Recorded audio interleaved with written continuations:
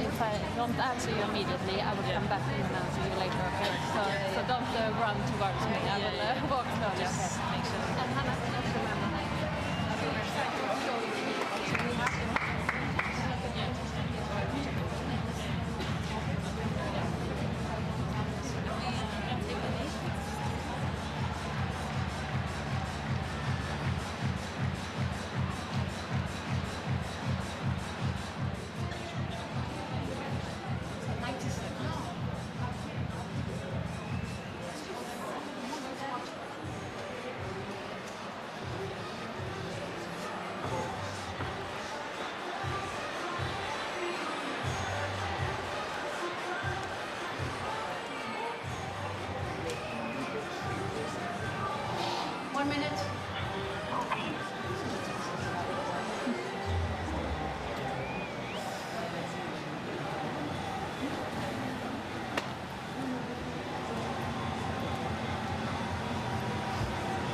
A very warm welcome to Stadion Letzigrund in Zurich for day 4 of UEFA Women's Euro 2025 from Switzerland. It's the turn of the holders to begin the defence of their title as England face France. A heavyweight contest. These teams met in qualifying. Les Bleus winning 2-1 in Newcastle 14 months ago, before England won by the same scoreline in Saint-Etienne 4 days later. At the end of it all, France topped Group A3 with 12 points, 1 point ahead of Serena Wiegmann's side. But of course, England have gone all the way to the final of the last 2 major tournaments. The European Championships 3 years ago and the FIFA World Cup 2 years ago. Could they reach another final here in Switzerland? Well, it's a very challenging group. They'll face the Netherlands as well as tonight's opponents, France. And they'll have a derby clash with Wales as well. Here they come into a packed arena.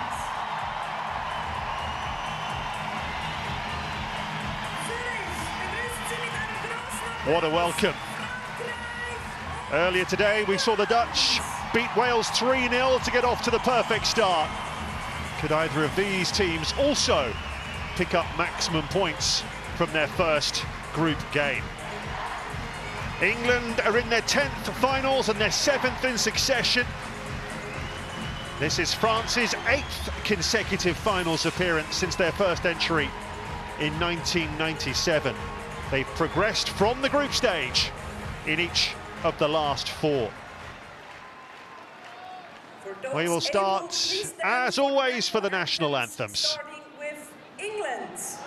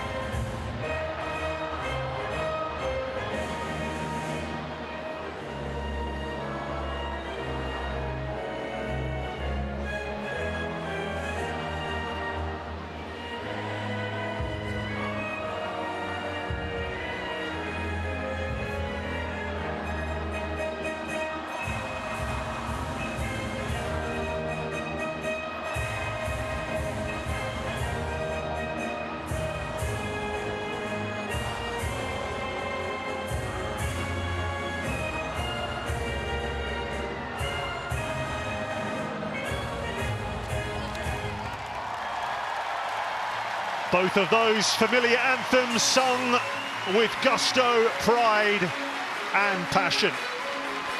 If you can't get up for an international match after hearing that, then you're probably in the wrong job. What an atmosphere ahead of kickoff here in Zurich. Promises to be a cracking evening's entertainment here as these two sides get their tournament underway. We'll start with the teams for you. France came from 2-0 down early on to beat Brazil 3-2 in a friendly 8 days ago. Grasqueoro with a brace before Marie-Antoinette Cototto bagged the winner. She also scored winning goals against all three opponents in qualifying, including England. She was only a sub in that game, but starts here. Three others also come in. Alisson Bat in defence, Chelsea's Oriane Jean-Françoise in midfield. They both made no appearances in qualifying. And Delphine Cascarino in attack. Grasqueoro of PSG making her 100th international appearance. The referee is from Sweden, Tess Olofsson, who took charge of the Olympic final last year. The VAR from Germany, Christian Dingert.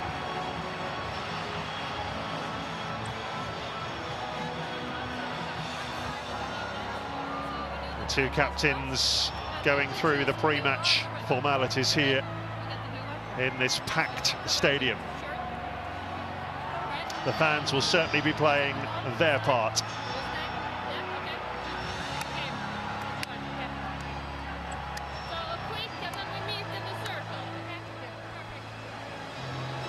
The Lionesses put 7 past Jamaica last weekend in their pre-tournament friendly. They had 33 attempts. Jamaica had none. Tonight is certain to be very different. Serena Wiegmann makes just one change, with Lauren James preferred to Ella Toone. James has only recently returned from a hamstring injury she picked up in early April. Up front, Alessia Russo scored against Ireland, France and Sweden in qualifying. She netted 20 goals for Arsenal in 41 appearances this season. Alex Greenwood reaches a century of England caps.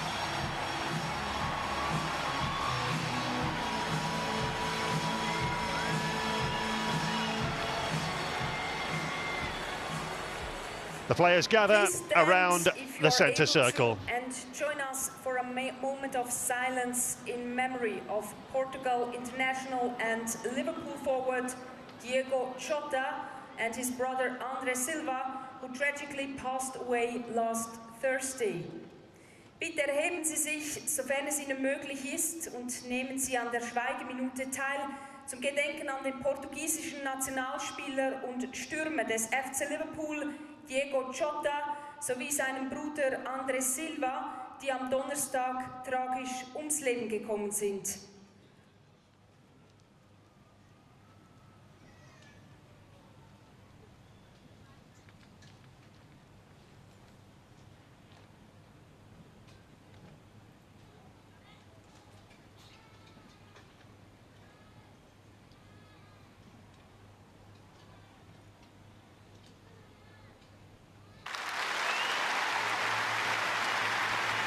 Well, a beautifully observed silence in memory of Diogo Jota and his brother André Silva, as we've heard at the other match. That awful news broke.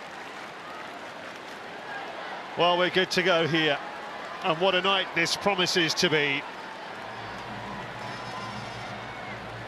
England unbeaten in their last 14 group stage matches at major tournaments.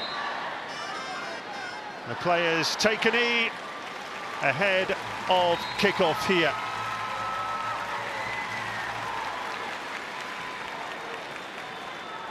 Applauded by the supporters. Away we go. The defending champions join the party. And for England, a very tough assignment in their first group game. France come into the match on the back of 8 wins in a row in all competitions. It is a challenging group, to say the least. 3 of the 4 teams in the top 11 of the FIFA World Rankings. Every point absolutely vital. Remember, a little earlier, Netherlands beat the lowest ranked team in the tournament, Wales, 3-0. An early chance for England, maybe, with Lauren James in a great position. She couldn't hit the target. Only returned in that game against Jamaica as a substitute, played half an hour in that one after a hamstring injury. Should have fancied herself there. England very aggressive early on here, pressing high up the pitch.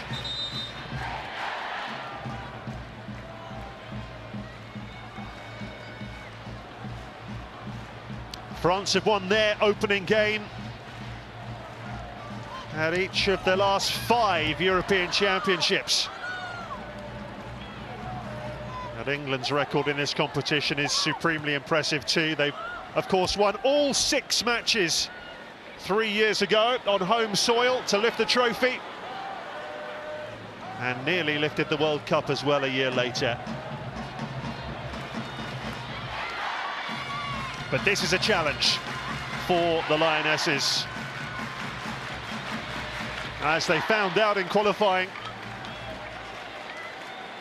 Laurent Bonnet and his players went to Newcastle and beat England on home soil last year.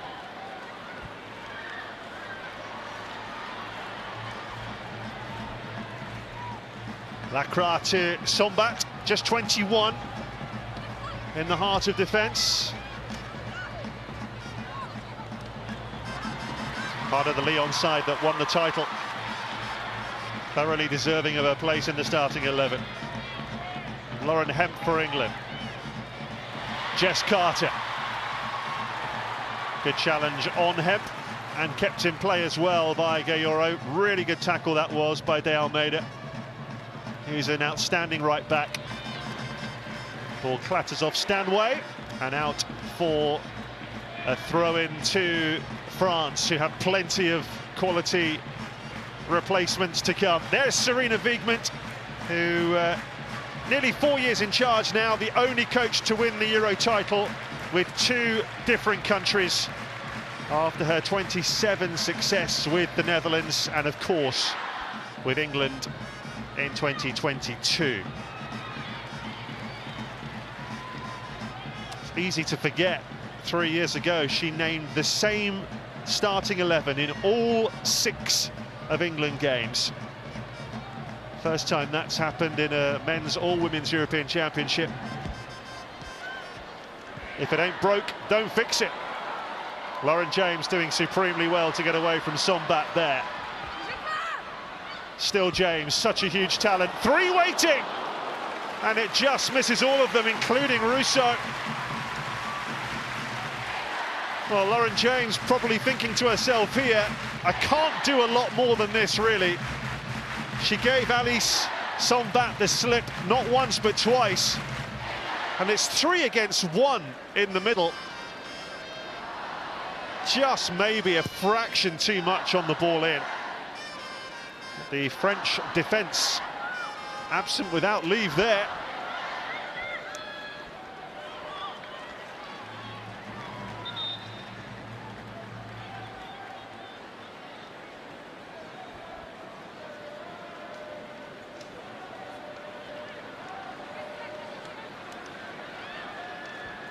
Last time France lost a group game at the European Championships was 2009, when they were well beaten by Germany in their second group game of that tournament. It's a long time ago. Gayoro. We saw their intention, and it might come off as well. Waiting in the middle was Katoto, also Cascarino, who's beaten to it by Carter. Now it's Russo for England. Terrific tempo to the game in the opening 5 minutes. Lauren Hemp.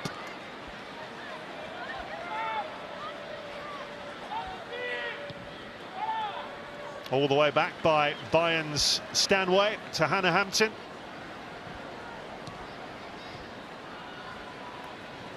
You've certainly seen early on why Serena Wiegmann opted to bring Lauren James into the starting 11. She's just got that X factor, as Chelsea fans will testify. Unlucky for Ella Toone, who scored twice last week in that thumping win over Jamaica. I'm sure she'll be playing a part in this match at some point.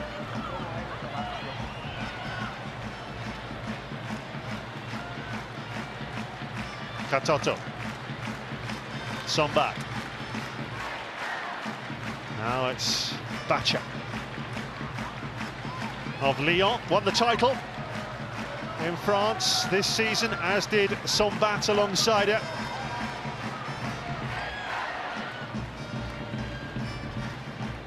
For Paris Saint-Germain players in the starting 11, they finished second to Lyon this season.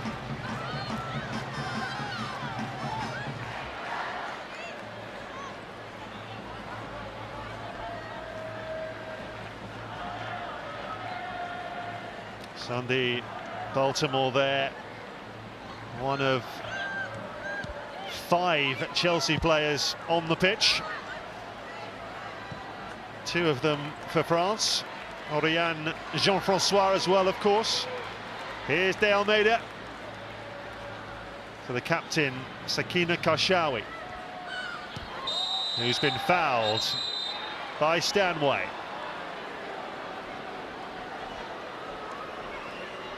A ticking off from the referee. No yellow card. It's a poor challenge.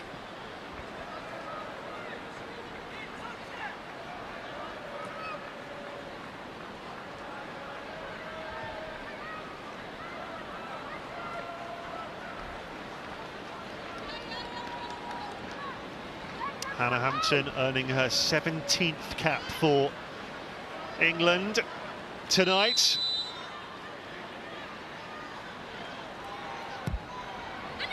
Thatcher's ball in, and an easy take for Hampton.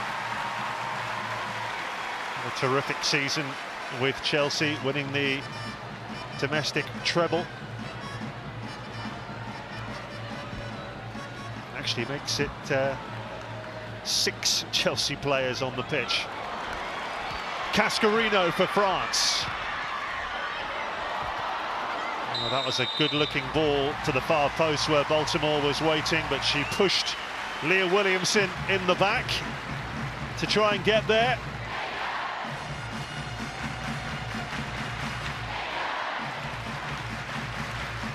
Lovely give and go there, releasing Delphine Cascarino. Just a nudge from Baltimore. De Almeida. Good spell this for France. Forward by Gayoro. That'll be harmlessly ushered behind by Greenwood. Laurent Bonnadet was assistant to the previous head coach, Hervé Renard. Bonnadet took over after last summer's Olympic Games.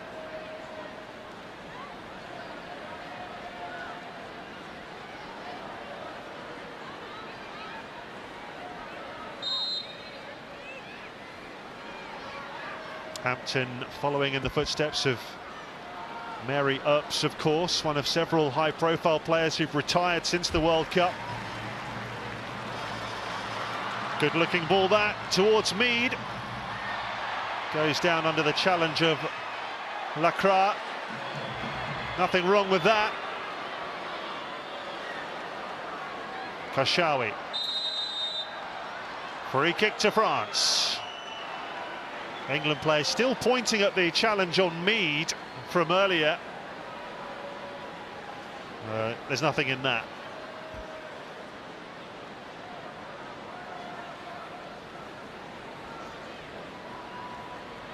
Good defending from Mael Lacroix of Real Madrid.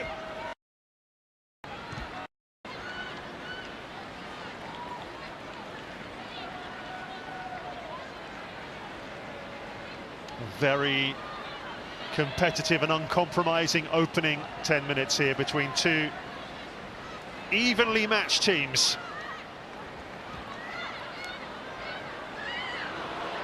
Oh, that's risky to say the least. And England could be in here with Mead, just trying to lay it off for Lauren James. He's done well to retrieve possession, actually, but it's only a goal kick. It's curious play from France. They started running towards their own goal, which invited the pressure from England.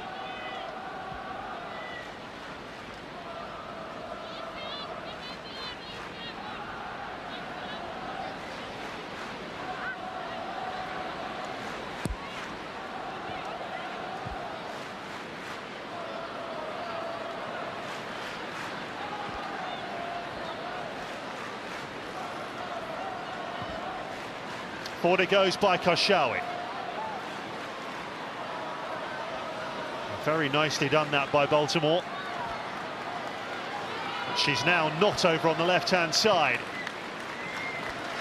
Made it easier for the backtracking Beth Mead.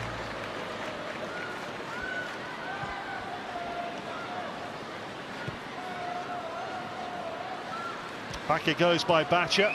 This is Karshawi.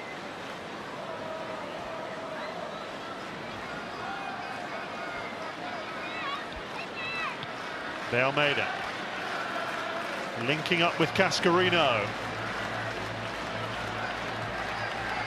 Plays in the NWSL with San Diego Wave.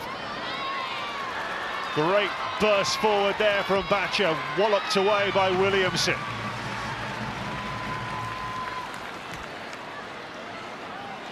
Jean-Francois gets it out wide and then gets it back from Baltimore. What a thoroughly absorbing first half this is proving to be, just as we hoped. Karshawi's ball forward. Good defending from Greenwood. It's a brilliant central defensive partnership that for England, Greenwood and Williamson.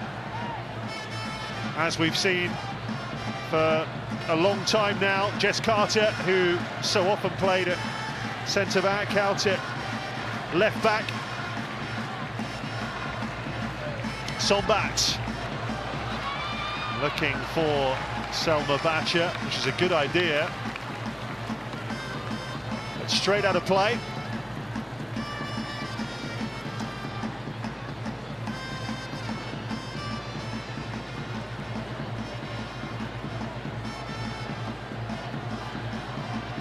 Lucy Bronze winning cap number 134 for England tonight. She's seen it all for club and country.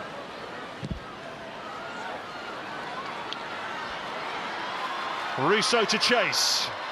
Calmly done by Sombat. Perromania clears. Forward by Williamson. Here's Lauren James.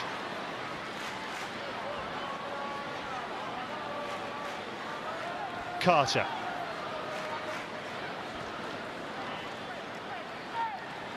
Nice spin by Hampton.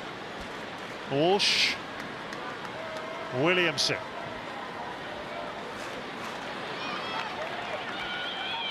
Well, England caught in possession.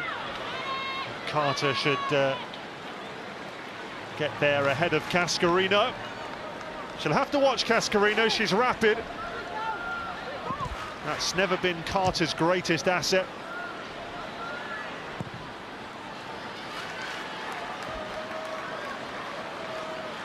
Kept in. Kira Walsh. Williamson.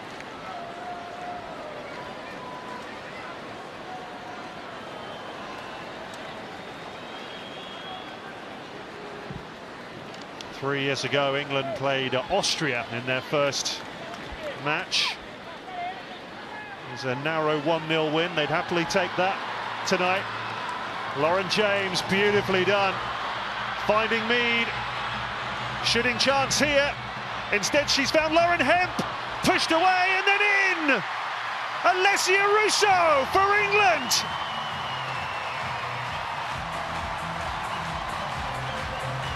A dream start for the holders.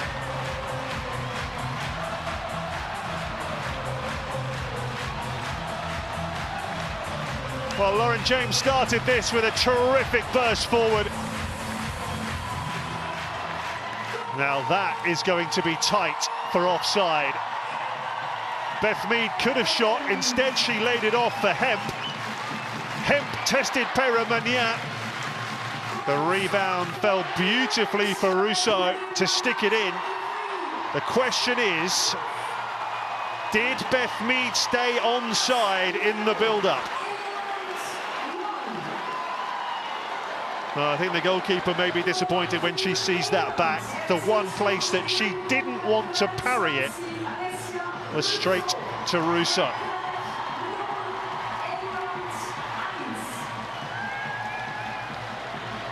VAR checking to see Beth Mead's position. It looked very, very tight.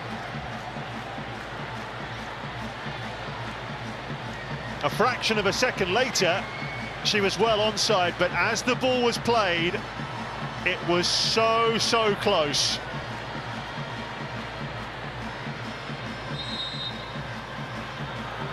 Offside, no goal. Disappointment for England. It always looked dicey. And of course, we have semi-automated offsides at this tournament. And you can see her right foot does appear to be ahead of the last defender there. It's a very close run thing, but it's offside and it's no goal. That's a huge boost for France and a big disappointment for Sarina Wiegman. 0-0 it remains.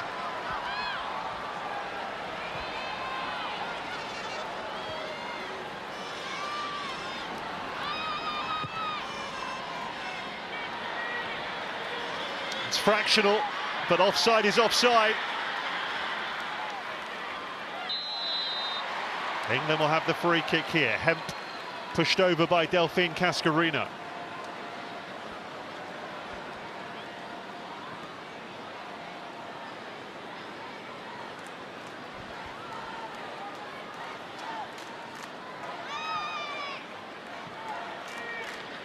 Mead back to Williamson. Now it's Kira Walsh, another of the Chelsea contingent. Mead. Another clumsy challenge, this time from Jean-Francois.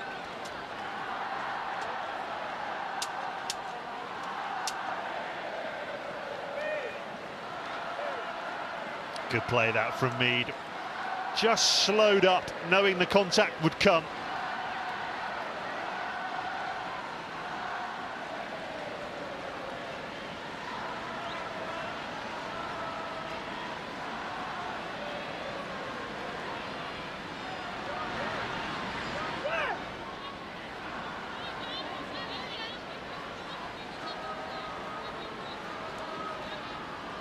So a set-piece opportunity here for the Lionesses.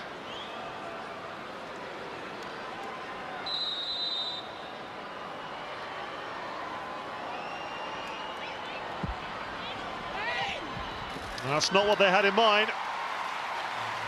Catching practice for Peramania in goal for France. Plays for Juventus, won the league and cup double this season. Over in Italy. Back 3 years ago, it was France who beat Italy in their opener. In England, they won 5-0 in that game. Both Gayoro and Katoto on target in that match, both starting here tonight. 20 minutes gone. This is how close it was. Goodness me. Just the top of her shoulder offside. It can't get any tighter than that.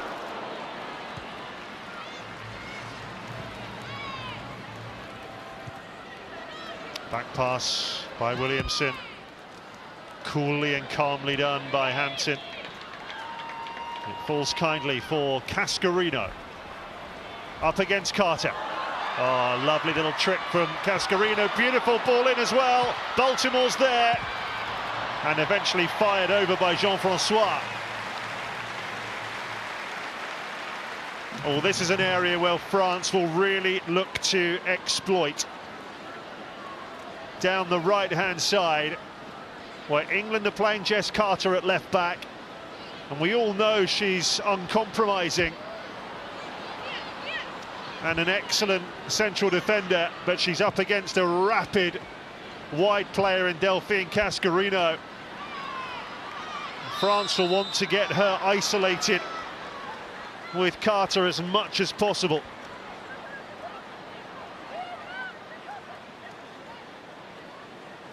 Batcher and Bronze involved in that collision. Free kick to France.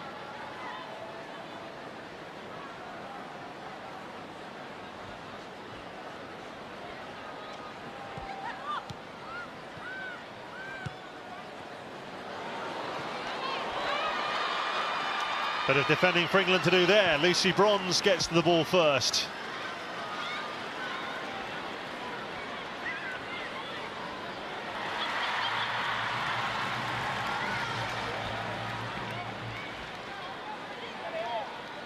Russo.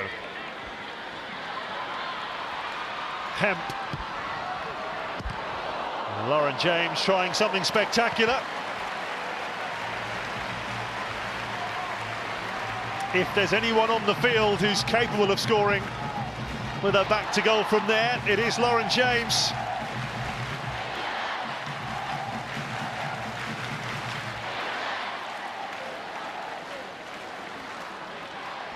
Worth pointing out that it is still very, very warm in Zurich, 27 degrees even at this time.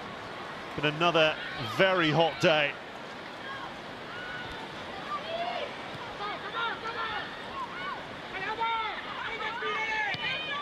Back pass by Carter,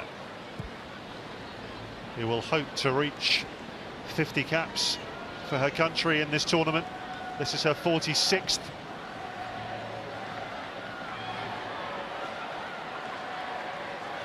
Past the midway point of the first half. Chances at both ends.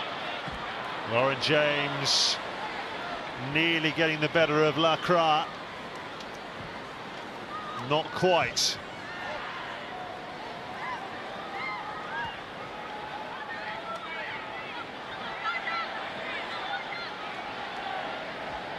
There is Lacroix. Making the run on the right-hand side is De Almeida. Catoto in the middle. Cascarino. Kashawi.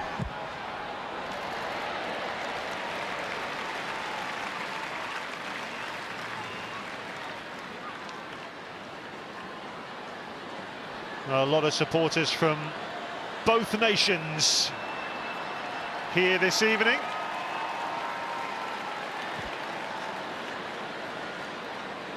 I have to say, the atmosphere is absolutely terrific. The supporters are quite a long way from the action because of the running track. Bronze just beaten to it by Alice Sombat. Sombat looking for Kashawi. He's tried to lob the keeper. What a good attempt from Sakina Kashawi. Hannah Hampton relieved that this one went into the side netting because she saw the England goalkeeper off her line. She would have been powerless if that had been on target.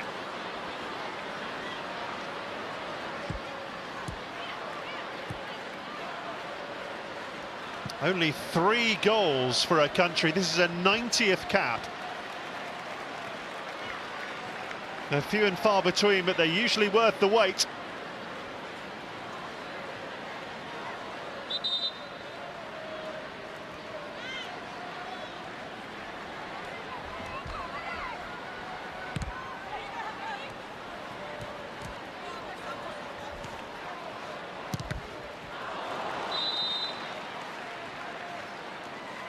Cascarino again trying to get the service in here.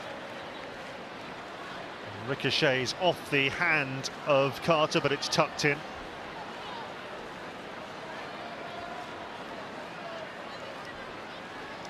First corner of the evening goes the way of Les Bleus. In fact, it is going to be a free kick. I'm not sure they'd have got a penalty for that inside the penalty area, but it is a free kick just a few yards from the corner flag.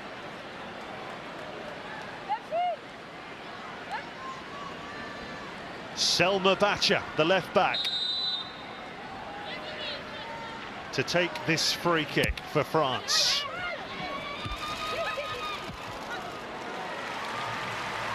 Might well have been Lacroix that got ahead to that first. No problem at all for Hannah Hampton.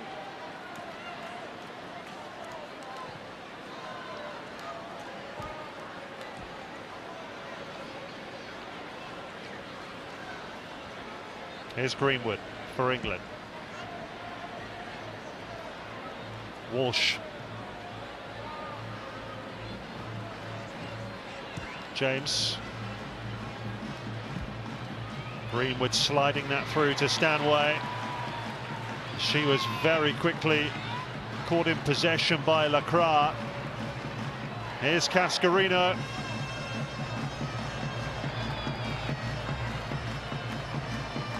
Wide it goes to Bacha. Baltimore.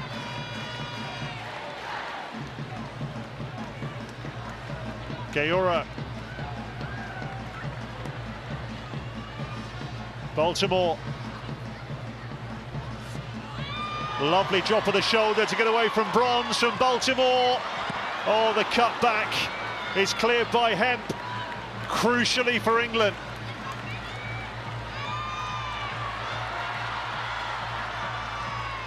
Our 2 Chelsea teammates involved in that, and Lucy Bronze well beaten by Sunday Baltimore. Here's Jess Carter for the Lionesses. Not the best ball inside, it must be said.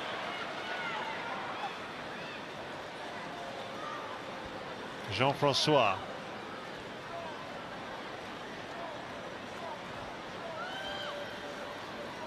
Cascarino. Delightfully done for Karshawi. Cascarino.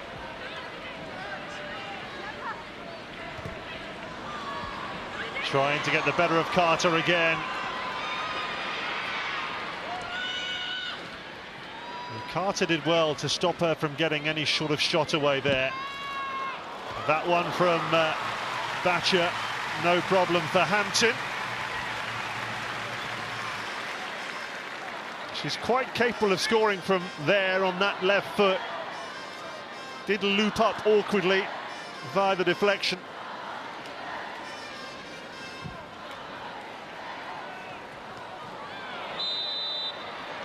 Free kick to England, Alessia Russo brought down.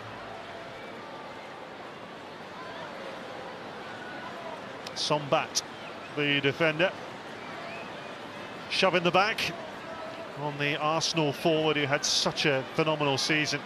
Best scoring season of her career. No-brainer really for Serena Wiegmann to have her up front.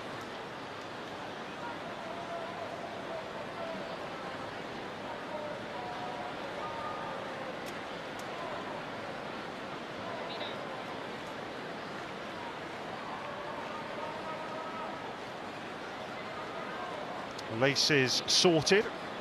Half an hour gone.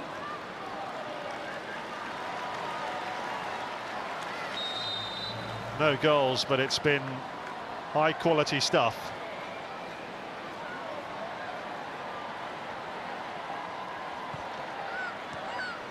James has been a big part of that. Oh, that's a good idea. No chance for Beth Mead, though.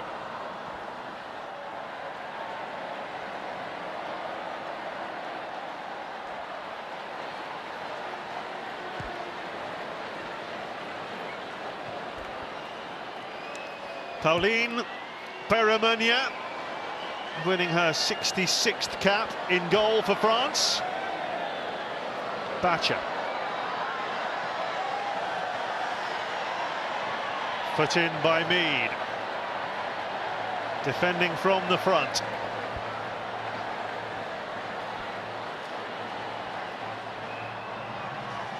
Lyon's Bacha again to Gayoro. England in quickly once more, but matched by Les Bleus. And here's Elisa de Almeida. Baltimore in the centre. She's retrieved it.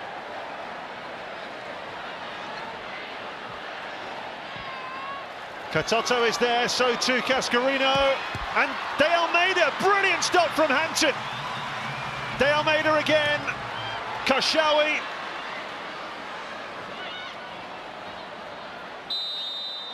Well, the flag's up. The flag is up. Oh, what a save from Hannah Hampton there.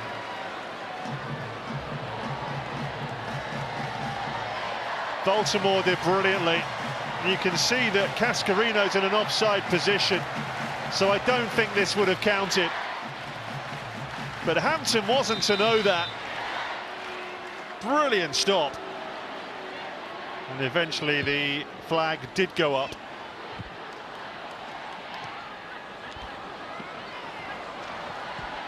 But France playing some good stuff here.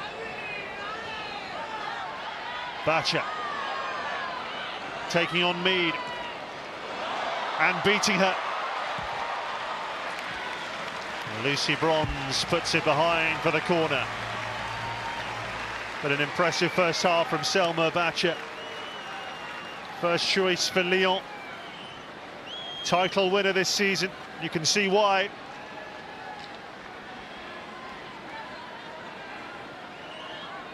England just having to dig in here.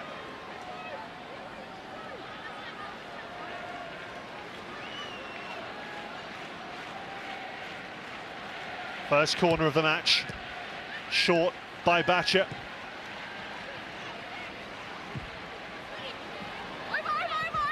Lacra is there, but behind it goes for a goal kick. I think he'll be very happy, Laurent Bonnaday, with the last few minutes. Put England under a lot of pressure.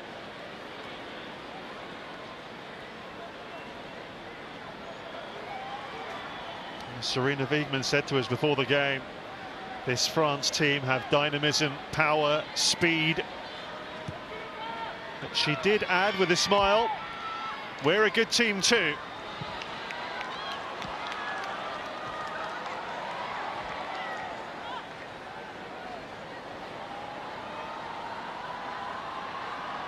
England just feeling the heat a little bit here in more ways than one. Trying to push up now.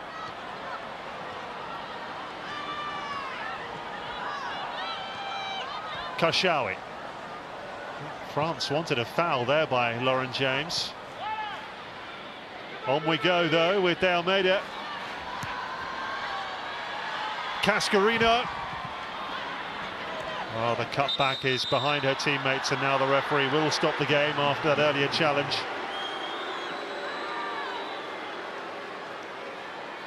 By Lauren James here on Bacha.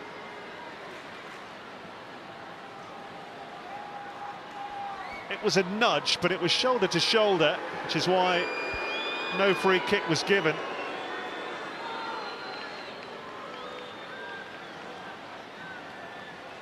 Ten minutes left in this first half.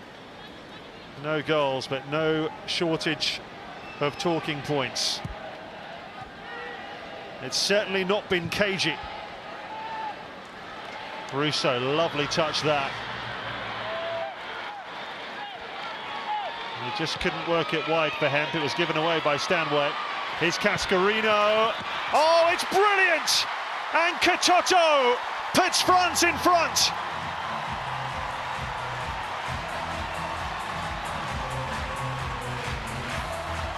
Well, it's no surprise that the ammunition comes from Delphine Cascarino down the right. And Marie-Antoinette Katoto, so prolific, scores her 39th goal for her country. Having netted against Brazil, the winner last Friday. She's on hand here, pulling off the back of Leah Williamson. And it's a tap-in. A player of her quality is not going to miss that.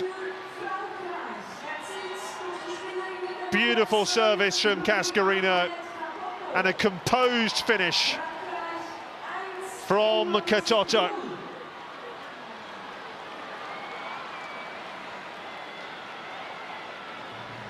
Advantage, Les Bleus.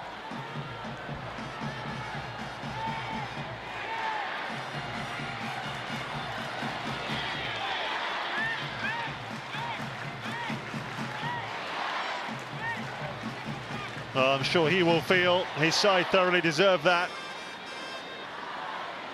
The way they played in the last 10 minutes or so. Katoto, a scorer against England in qualifying. She's done it again in the finals.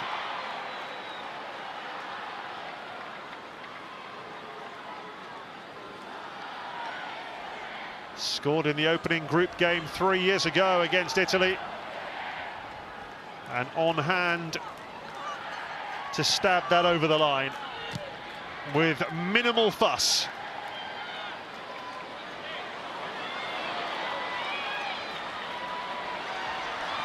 Here is Katoto once more. Kashawi. Williamson away. Baltimore winning it back for France. They're enjoying themselves at the moment, Les Bleus. Kashawi gets it forward again. Carter in the way. England looking for a response here.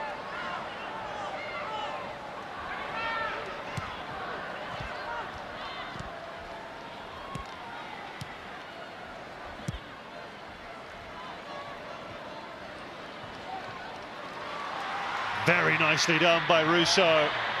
Challenge by Lacroix is fair. Now it's Baltimore.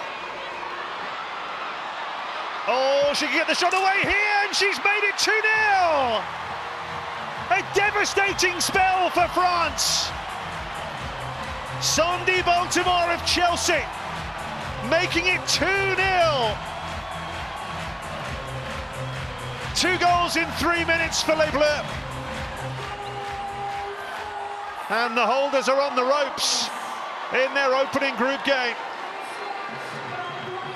Oh, they lost the ball there. That was absolutely key, but further errors would follow. Baltimore here, tackled by Bronze, who went to ground. And then Bronze, while on the ground, actually teed up Sandy Baltimore, her Chelsea teammate. But what a devastating finish that is. No chance for her other Chelsea teammate, Hannah Hampton. Now, VAR goal check ongoing. Is that a foul on Russo by Lacroix in the build-up?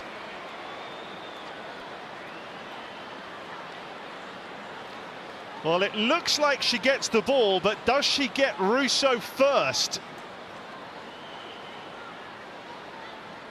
Play was allowed to go on. That's on the halfway line. VAR having to decide if that was a foul. That's a subjective call. The referee might want to have a look at that herself.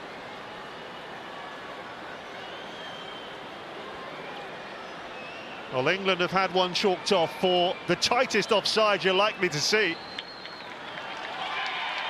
And VAR are satisfied.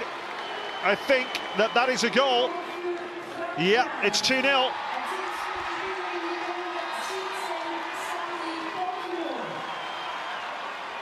Serena Wigman, very, very unhappy.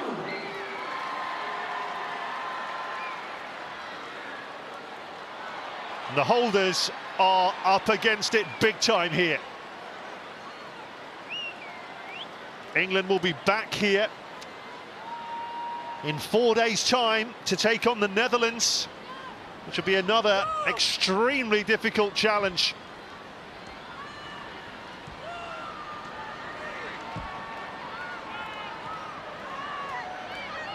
Now, the nightmare scenario for England and Wales was that the final group game could see them both eliminated before it gets that far.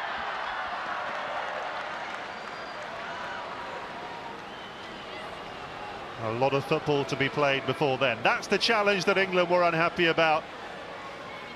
VAR did check it, they were happy. And to be fair, look, England have got a lot of defending to do before that. Lucy Bronze sticking out a boot there was so crucial to the goal because she laid it on a plate for Baltimore to hammer it into the top corner.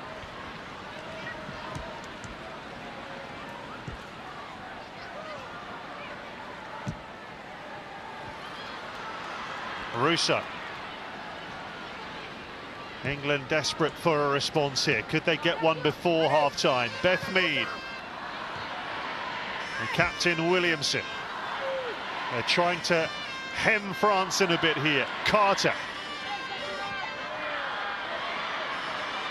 Greenwood. Williamson. That's a wayward pass. I think the England coaches will be frustrated that Pajor Hegerberg here has had very little to do. But that's the magnificent scene from up on high. Don't think there's a spare seat in the house.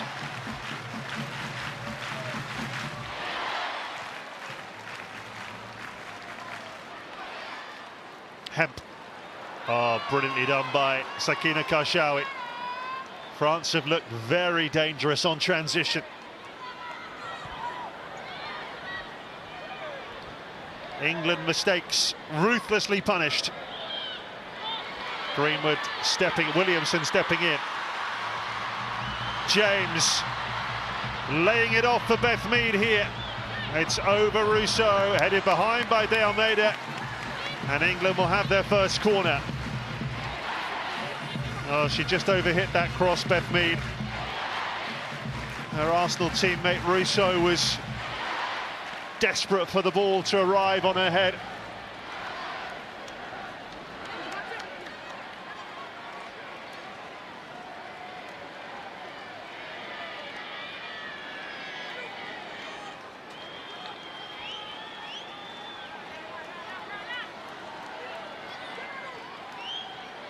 Mead with England's first corner. Really good header away, that, from Alice Sombat. France looking to counter. Carter puts a stop to that.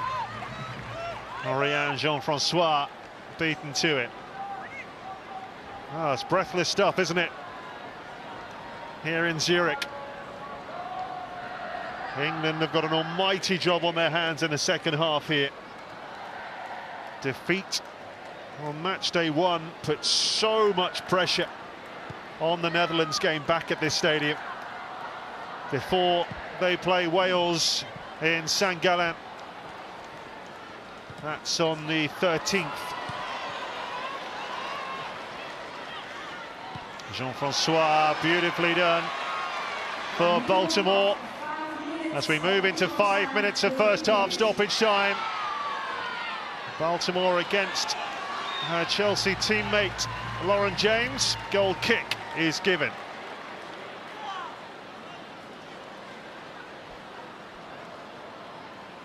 She certainly couldn't get away. She could get away from Carter, not from James. And she's been a real thorn in England's side down that left flank, just as Cascarino has down the right. It's where the dangers come from for Les Bleus.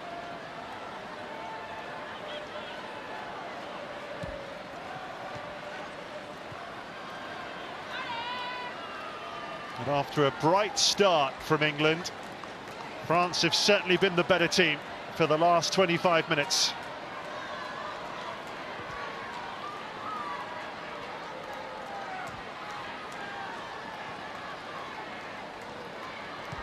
Williamson. Walsh. England have struggled in midfield as well. Walsh and Stanway have had their fair share of tough moments in this first half. We know their quality, it's undoubted. Good header, de Almeida.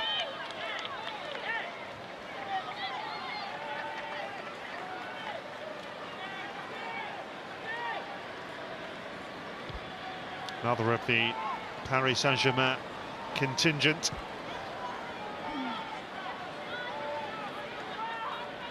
Greenwood certainly won't have fond memories of a 100th cap right now. Much can change.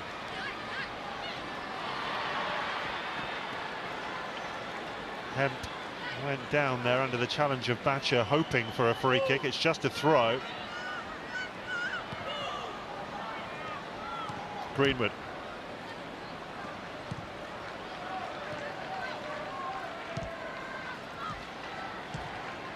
Back by Stanway. Lauren James. It's a terrific burst from Lauren James. Russo now. Walsh. Well, that sums up England going forward for much of the half. Lots of promise until the final ball. They were undoubtedly very unlucky to have that goal ruled out for such a marginal offside. But France responded superbly, scoring 2 fine goals. 9 attempts to 3 in this first 45.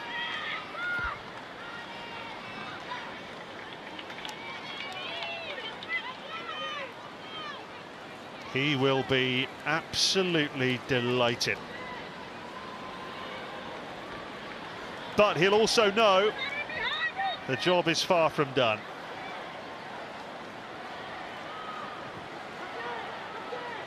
France reminding everyone in this first half that they are a force to be reckoned with in this tournament. They play Wales next in St Gallen in 4 days' time. They certainly fancy their chances of winning that one against the lowest ranked team in the tournament. Well beaten earlier by the Dutch.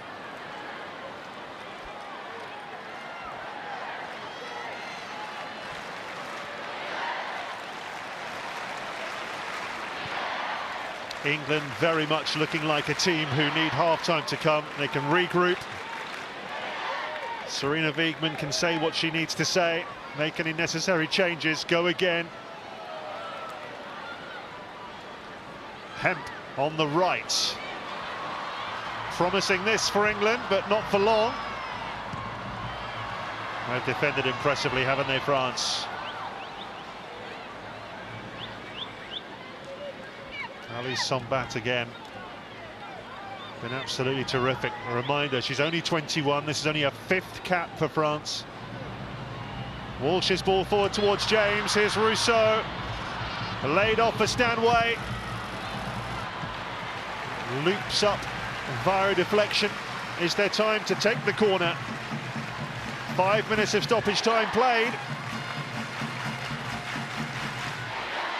These French players will look to be going into the dressing room 2-0 up.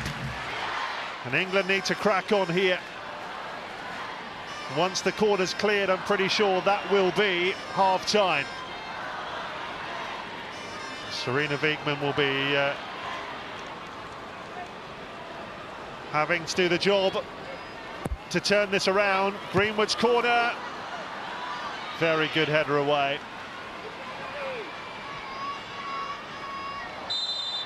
And that's a trip on Cascarino. But it's also the half-time whistle. Well, what a first half for France, and Sarina Wiegman's got a job on her hands here. England with a goal ruled out after 15 minutes. Alessia Russo so disappointed that Beth Mead was marginally offside in the build-up. And then those quick-fire goals from Katoto and Baltimore for France. And Les Bleus have a vice-like grip on this heavyweight encounter. Half-time, France 2, England 0.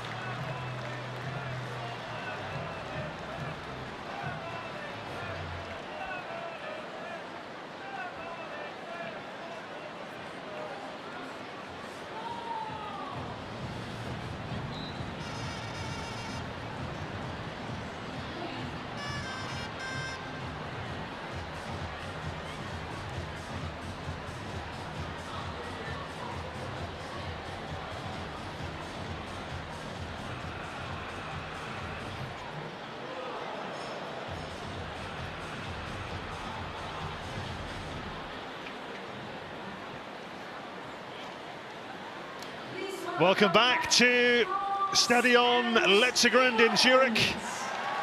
We're at half-time. It is France 2, England 0 in this Group D opener. The pressure is on the holders here, big time. Sarina Wiegman, often lauded as the best coach in women's football. She had a very big 15 minutes there to try and get England into a position where they can bounce back and turn this around. France absolutely superb for the final half an hour of that first half. Unquestionably the better side in that time.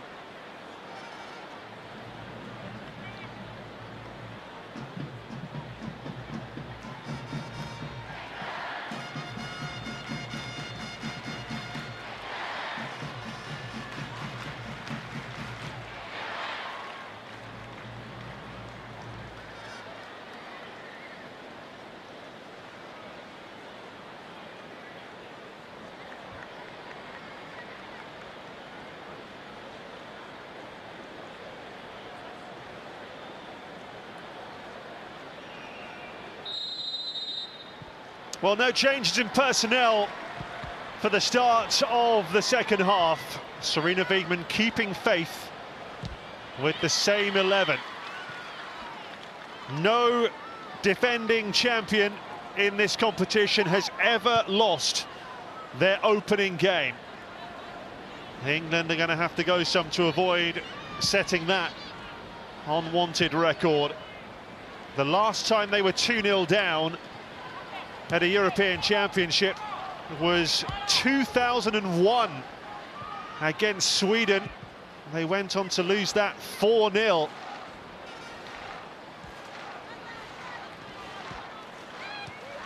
And of course they do have previous in terms of coming from behind.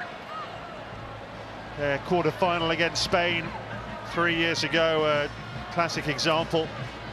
Ella Toone and Georgia Stanway on target to turn England's fortunes around in that one.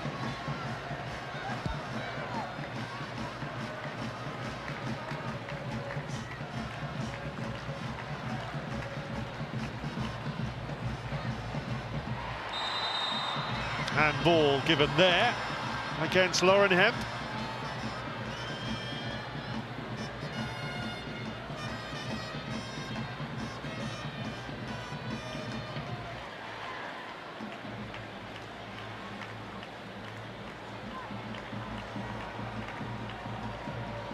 A very different experience this from last week against Jamaica, when the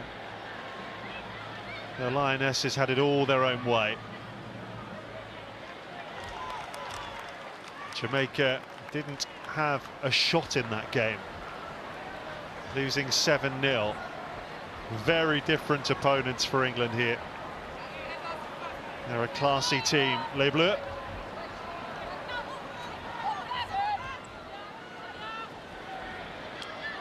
Clearly the next goal is of paramount importance.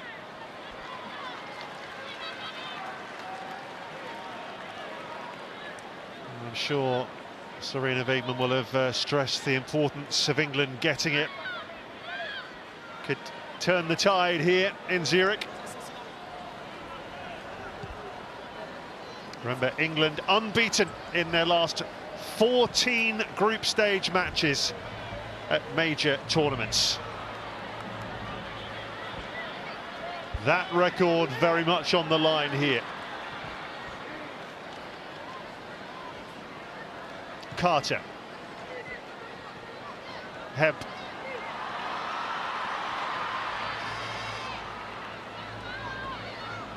Walsh.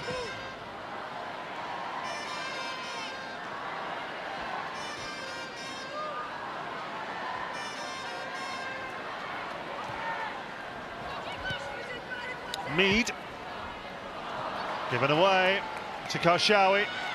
One back by Mead, but unfairly. That's not a foul, is the clear message from Beth Mead and her coach.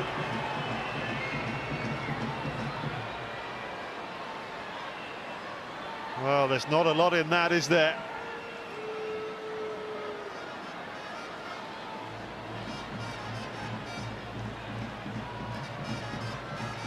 Player and coach fuming.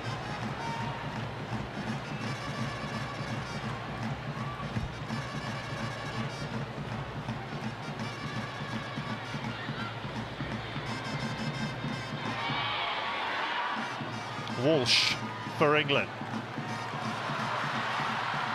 Russo is the runner. Sombat, who had a 100% pass completion rate in the first half. Absolutely outstanding, the young defender from Lyon. Russo. Walsh. Cleared by Lacroix. Out to De Almeida. This is where France was so dangerous in the first half. That was not De Almeida's intention. It might actually be recorded as a shot. It wasn't what she had in mind.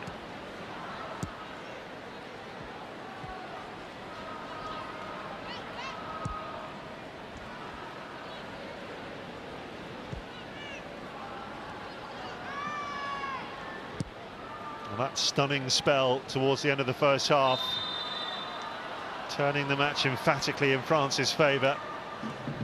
Katoto and Baltimore with the goals. Karshawi, of course, just before that, had lobbed into the side netting.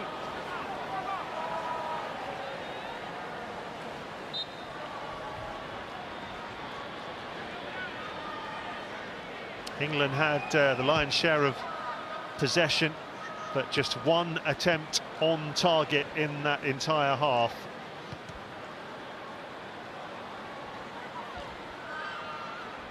France had 5.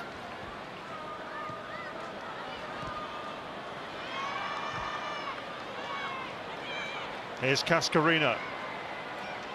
De Almeida on the outside. Beautifully done! Well, teammates in the middle, frustrated with the right back for not trying to find them. The shot in the end was a disappointment.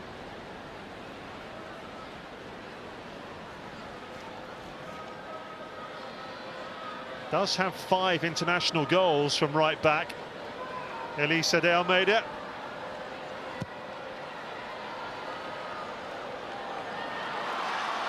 Now here's one for Hem to chase. Russo, whose first touch throughout so far has been excellent, not there. Bronze to Russo again. Walsh.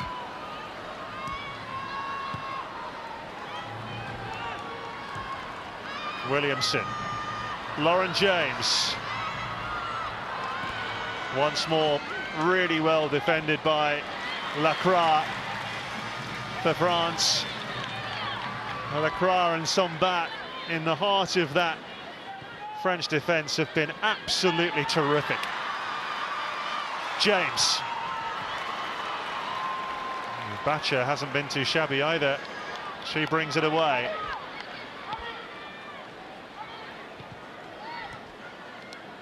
Look, a really good unit defensively, France. And terrific going forward as well. It's a potent combination. Foul by Lauren James.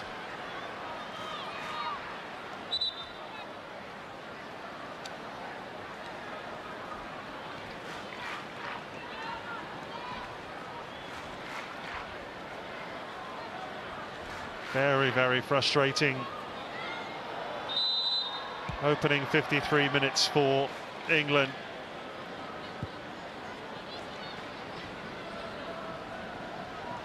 But all to play for.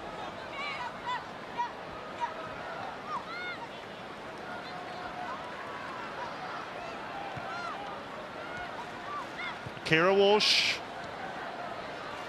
Out to Carter. Not at Chelsea these days, she plays for Gotham FC, but enjoyed so much success in the blue of Chelsea. Oh, given away by Mead. And here goes Gayoro! Saved by Hampton. And that's probably kept England in the game. Oh, Beth Mead here with a terrible giveaway. Kitotto then found Gayoro. And Hannah Hampton did just enough. Lovely layoff that by Kitotto, so unselfish. And Gayoro, a scorer twice against Brazil last week. Well, her eyes lit up on her 100th cap for France, but she couldn't make it 3. That could be a pivotal moment in this game.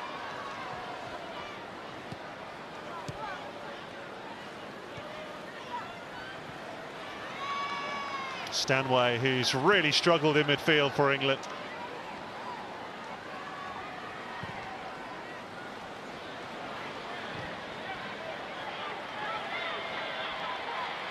Baltimore for France. Looking for Kitotto, who's such a deadly finisher. The cross curls out of play. The England men's head coach, Thomas Tuchel, among those watching here in Zurich. Ella Toon there. I wonder if we'll be seeing her soon. Russo. I think the referee might have pulled it back for the challenge on bronze. Yeah, Batcher. Hasn't done a lot wrong, but that was a foul.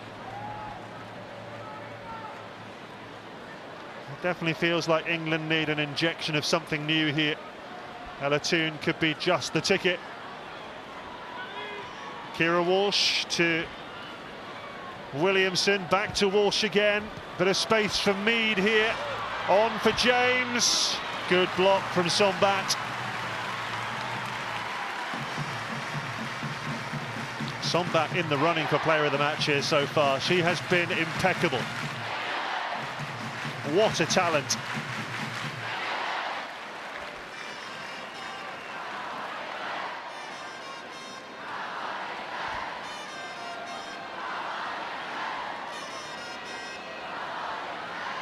Beth Mead to take England's third corner.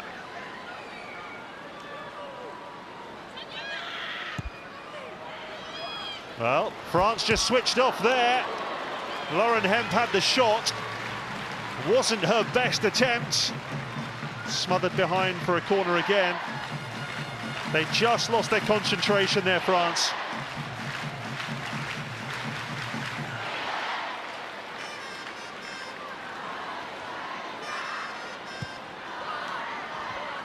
Well, they're trying a similar thing. Given away by Hemp this time to Karshawi. The defenders had made the burst forward for the corner, wishing they hadn't. As they jog back. Could well be Lauren James to make way if Ella Toon comes on. Having only just returned from that hamstring injury. It was a tough call that for Serena Wiegmann. Ella Toon's done nothing wrong, but just the fact that Lauren James can be such a match winner on a day. I think perhaps she felt she needed minutes. Baltimore.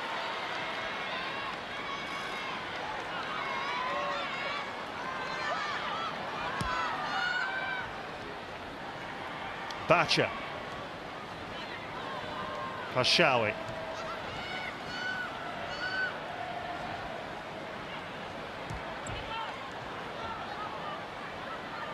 Gayoro. Baltimore. On it goes for Karshawi here. Brilliantly done. Pushed away by Hampton. England breathe again. France getting in behind again. Now the captain, Karshawi, Fingertips from Hampton. Gayoro, brilliantly done. It's Cascarino. Hampton holds on. England holding on.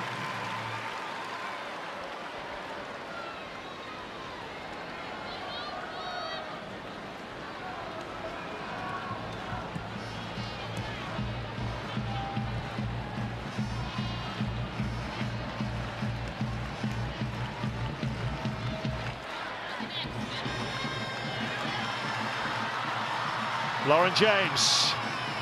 Across came Sombat yet again. What a triple change coming for England. Niamh Charles, Ella Toone, Chloe Kelly. Here come the cavalry. Niamh Charles will replace Jess Carter at left back.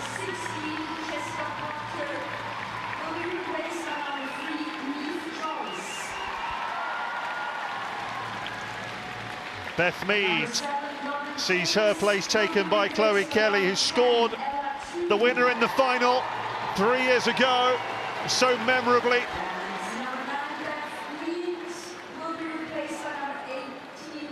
And off goes James to be replaced by Ella Toone. 2 goals last week against Jamaica.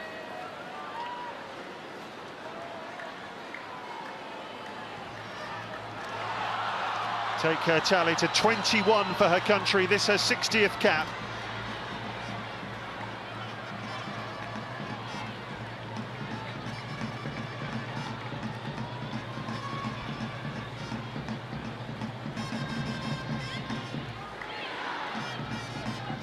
Offside there, Chloe Kelly.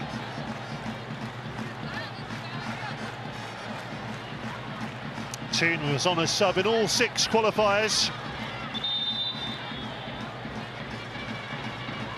In all 6 matches, sorry, at the finals 3 years ago. Scored in the quarter-final against Spain, then in the final, of course, against Germany. Triple change coming for France as well. Melvine Mallard, Candidacia Diani, and Clara Matteo. 3 forwards all coming on. Off goes Baltimore, who's been superb down the left. Diani will go into that position. And Katoto, who scored, in Cascarino, who set her up, also making way. So that front 3 is completely refreshed.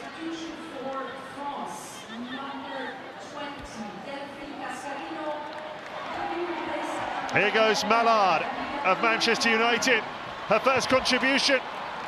Hit it straight against Williamson. And then a foul on the England captain.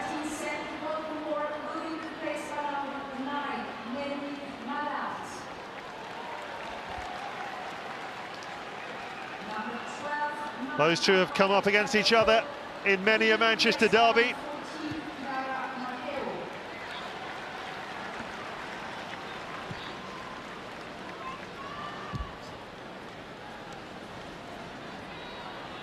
Kelly.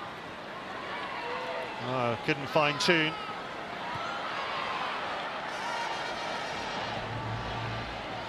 Good work from Diani.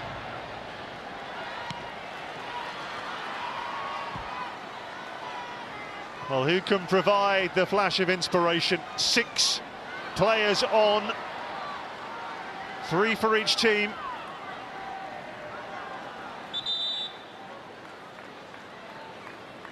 France get a third. That would surely be enough to earn 3 points. Sandy Baltimore there has certainly played her part.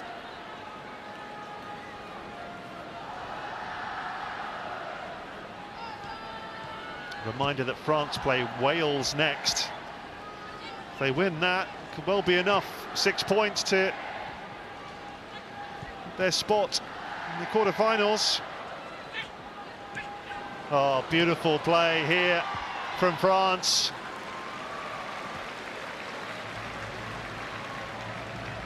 No surprise that Diani's right at the heart of it. De Almeida with the throw for Karchaoui.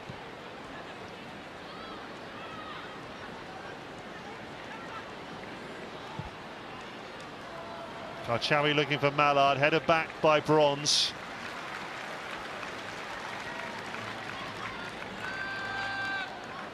Oh, she's been up against it tonight. Lucy Bronze, she said goodbye to Baltimore. Now she's got Diani in that position. Gayoro. Here is Diani. Matteo. Hampton's lost it. Oh, the shot was from Diani, and England blocked it crucially.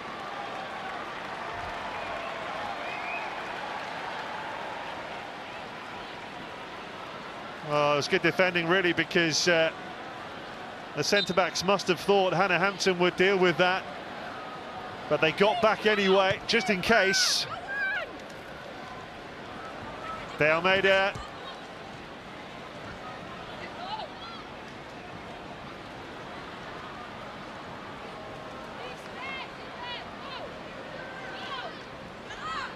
Oh, Hampton and Charles getting in each other's way. Could have been calamitous. Free kick to England. 25 minutes left on the watch.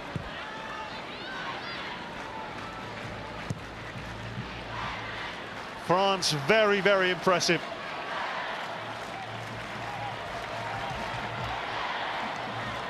England sloppy in possession too many times. Mallard. This always did look a really treacherous group. 3 of the world's top 11 teams in it, and Wales, which means England play a local derby.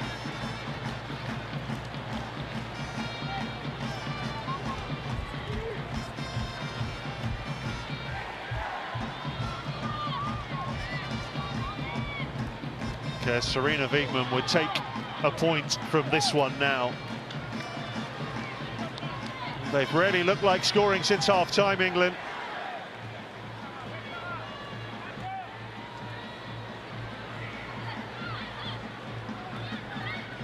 Williamson. Bronze.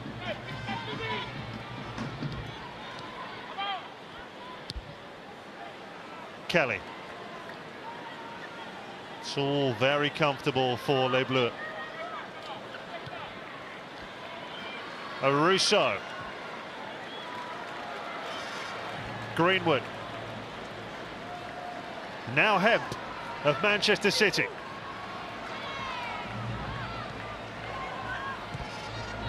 Ditto Greenwood.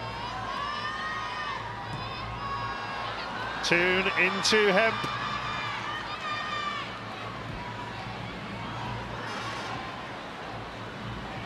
Bronze. Kelly.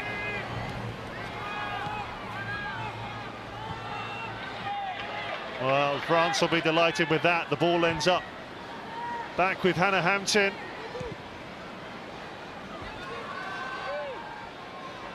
Charles. Really good tracking back from Diani.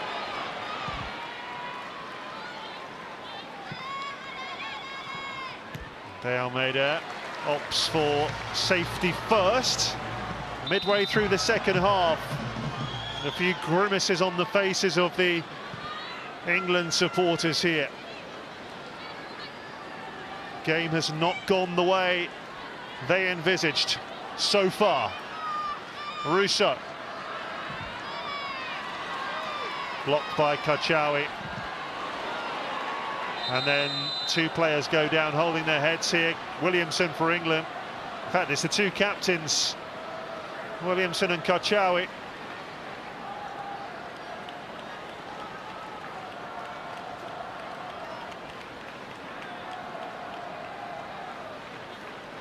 Now, it's a painful collision, that. Not involving heads, but it's a brave challenge. Karchaoui certainly felt the full force of it from the England skipper.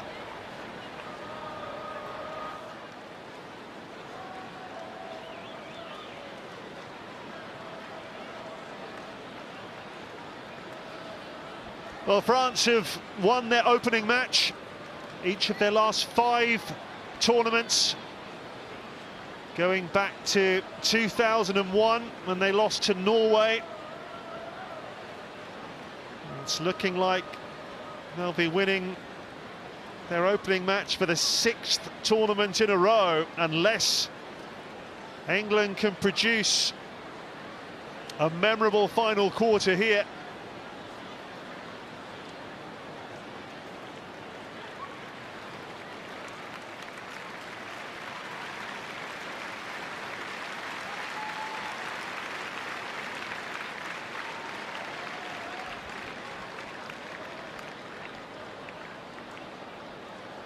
Strapping on the left knee of Leah Williamson.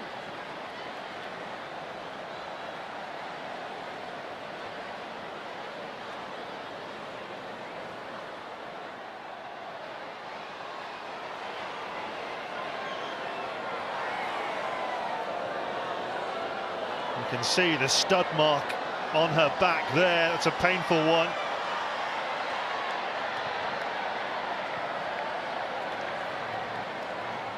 Drop ball in England's favour at the end of all that. Quite a lengthy stoppage.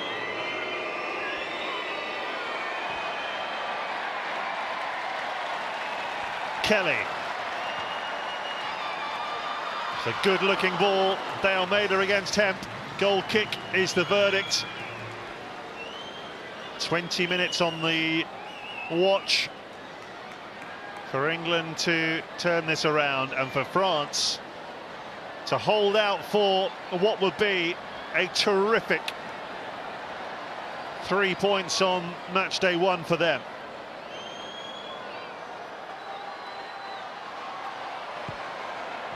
Karchaoui okay to continue, which is great news for Les Bleus.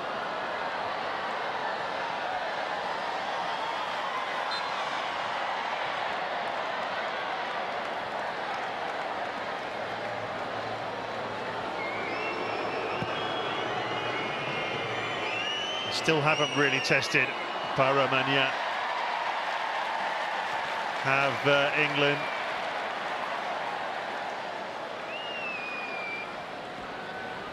They've laboured in this second half for sure.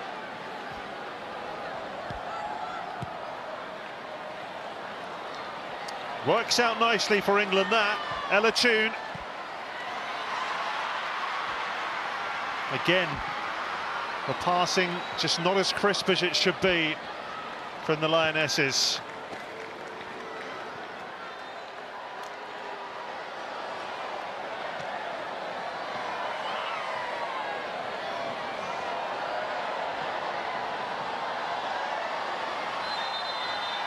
Yeah. Silly foul really from Toone, that one.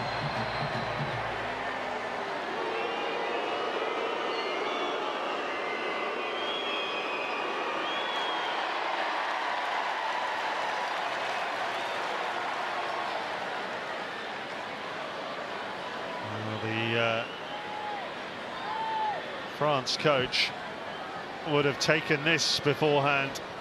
2-0 up against the holders. Serena Wiegman, so much pressure on the Netherlands game. If it stays this way, they're a good team, as Wales found out earlier. Here's Mallard for France. Now Karchaoui. Diani on the far post, can't get there. Goal kick. The threat remains from Les Bleus. Another terrific performance from their captain.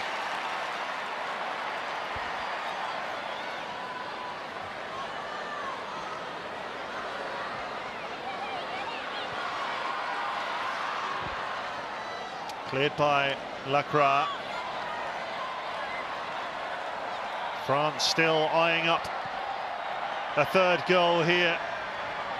A killer third goal. Matea giving Greenwood the slip.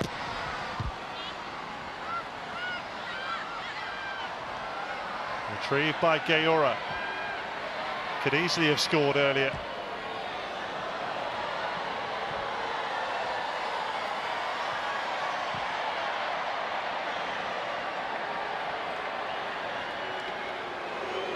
Bacha. Kachawi.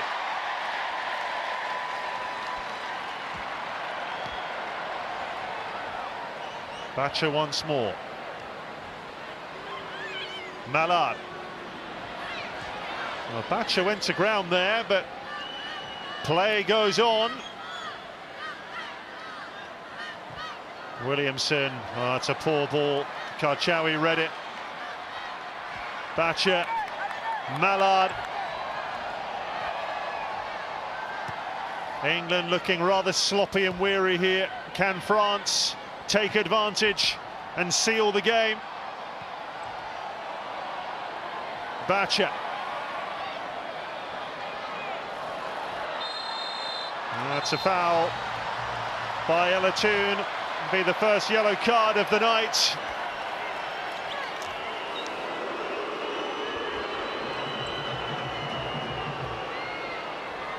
Well, it's a lunge here.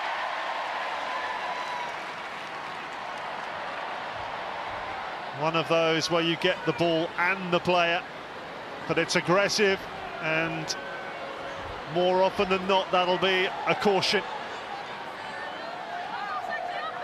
It's all slipping away from England tonight.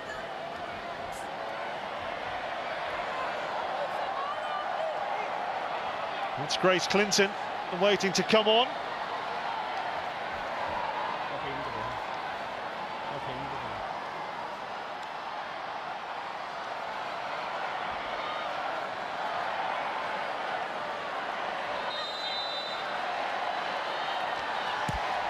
Here comes the free kick for France.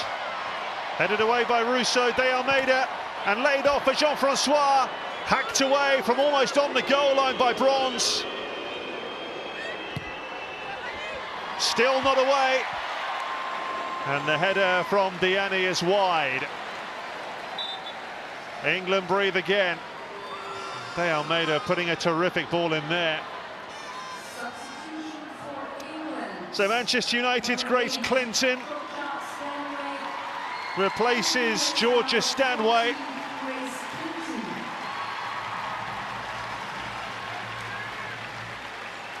Oh, she's had so many wonderful nights for England, Georgia Stanway. This has not been one of them. She's not alone there. There you go. No attempts on target from England.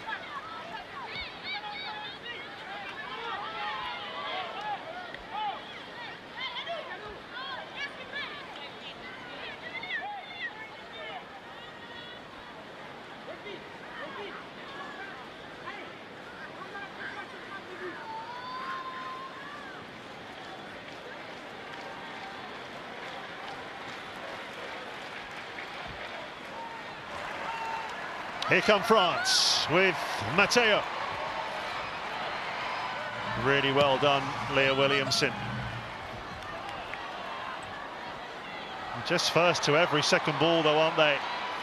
Les Bleus. Mallard.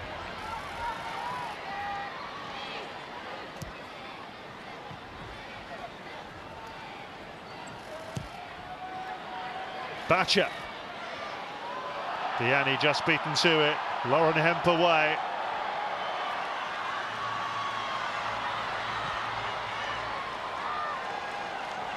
De Almeida.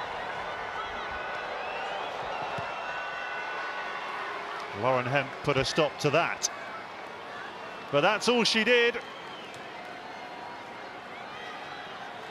Sombat to Bacha. Lacroix.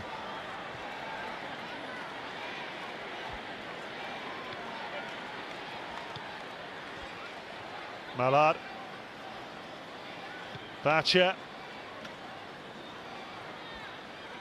This is all France have got to do. Keep the ball. Perabania. Out of play for a throw to England. This is where France were wondering if there was a handball against Hemp. There clearly wasn't, as you can see from that replay. That's handball by Russo. Well, you go back to the 16th minute, she thought she'd put England in front. We might have had a very different game. So we're going to see Sundi Toletti and Melkin and Dongala here. Double change for France. Off goes their captain, Sakina Kachawi. He's been outstanding once again.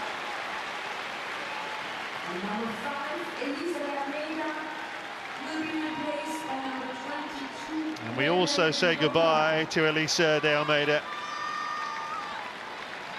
Melkin and Dongala of Paris FC. Another very exciting talent. And Sundi Toletti of Real Madrid comes on, 69th cap, she takes the armband.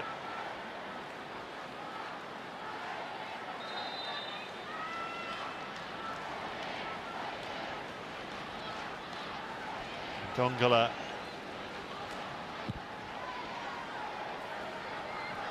who is only 20, this is her third cap. All bronze, just about gets it back to Hampton. We're in the last 10 minutes.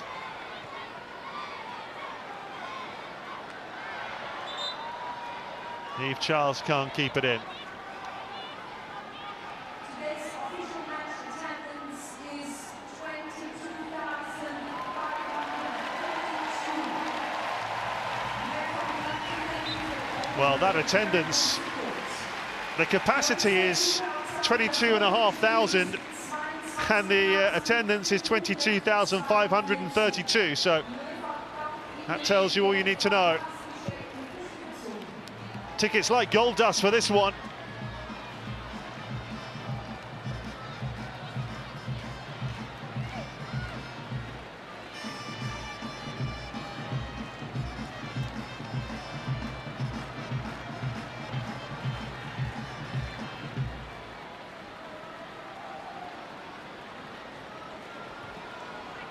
England's run of 6 group stage wins in a row will be coming to an end here.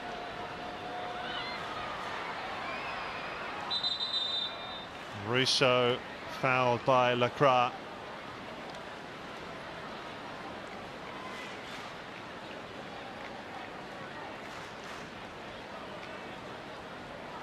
Well, certainly the referee stopped the game because Russo stayed down.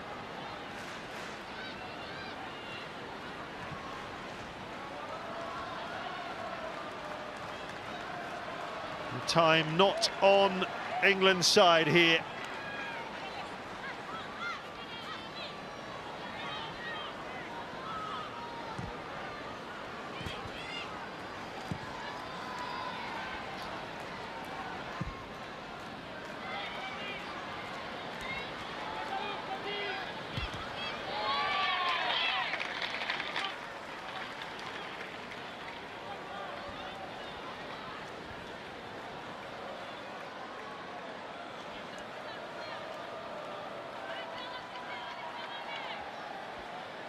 I think Serena Wiegmann will have to accept, and she's always very honest in her assessments, that England just have not been good enough tonight. There's a foul. And Clinton.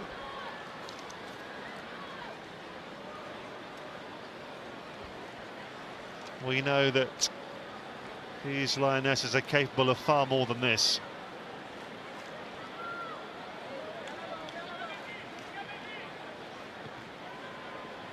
Sombat. Foul by Mallard.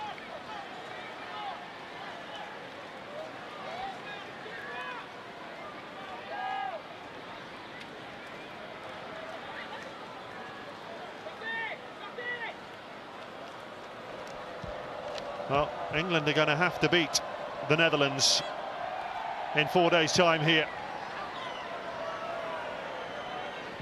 That's how it looks at the moment.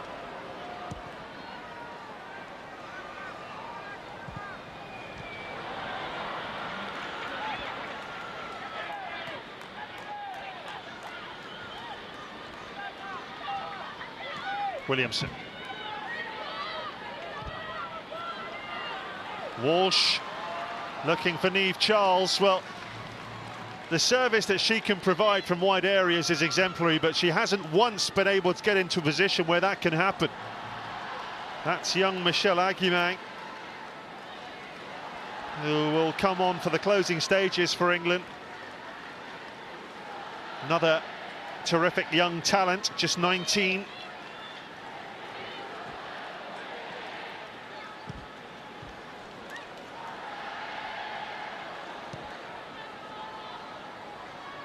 Bronze, past Mallard.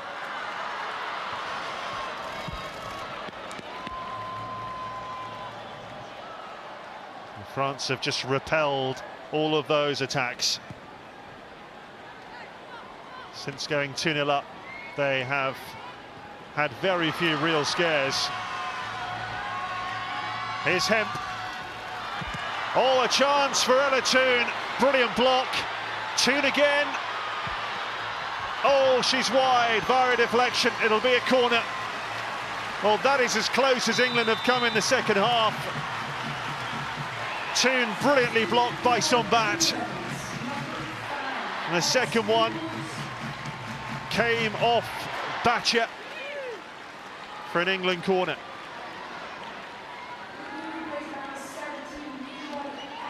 So the young Arsenal forward, Michelle Aguimang, scored on her debut in the Nations League against Belgium in April, comes on for a second cap.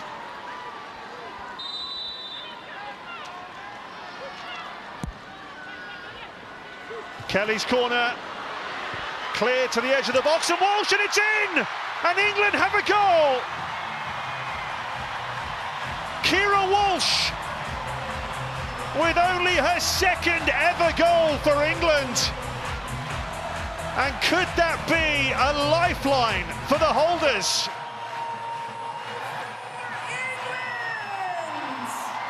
Well, the corner kick wasn't dealt with properly by France. England had 3 players on the edge of the box.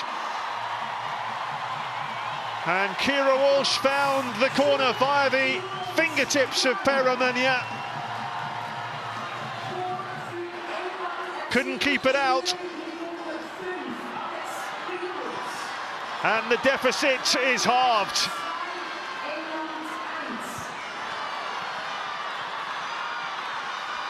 Renewed belief for the England supporters inside this stadium, with 3 minutes plus stoppage time to play. 2-1 the score in each of the previous 2 meetings in qualifying last year. France winning 2-1 in England, England winning 2-1 in France. Is there to be a 4th goal in this encounter?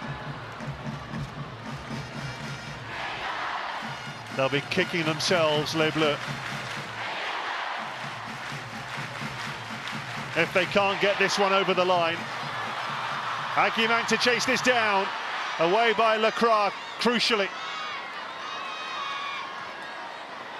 England obviously going to have to gamble a bit here, which might leave them exposed at the other end. But equally, France may well go into defensive mode now, desperate to get over the line.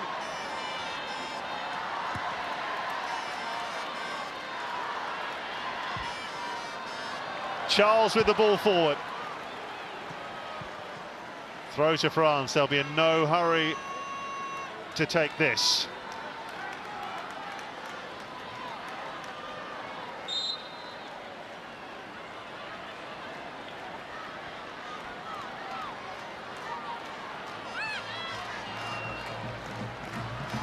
Well, she only scored her first international goal, Keira Walsh.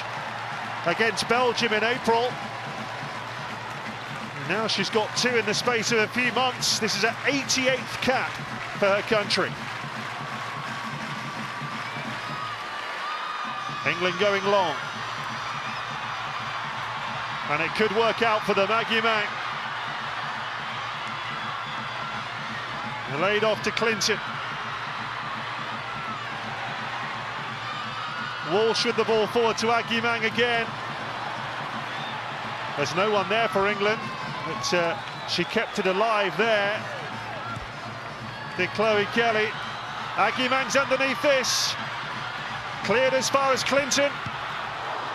Smacks it straight against Sombat. It's not away, Aguimang's there! Oh, brilliant block from Sombat.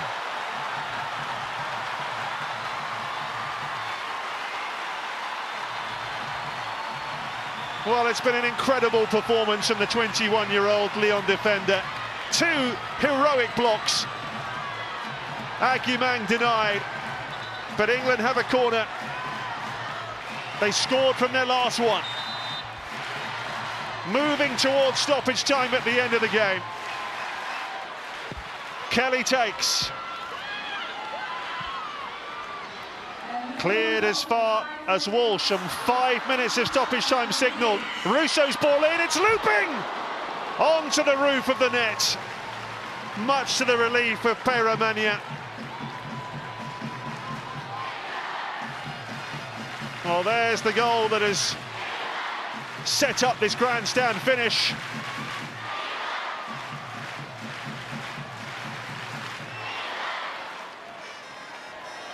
They enjoyed it. Will it help England earn anything from this game? Peramania in no rush here. Chorus of jeers from the England supporters. France coming forward here. It's Matteo. Away by Walsh. And Ndongala, superbly done. Great run from Ndongala. Mallard is there. Whistle's gone. Handball by Melvin Mallard. England breathe again.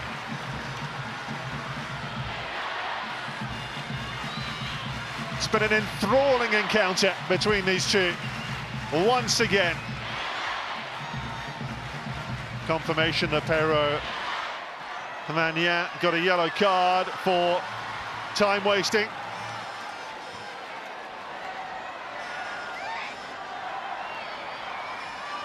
And suddenly, the France fans are just a little bit anxious.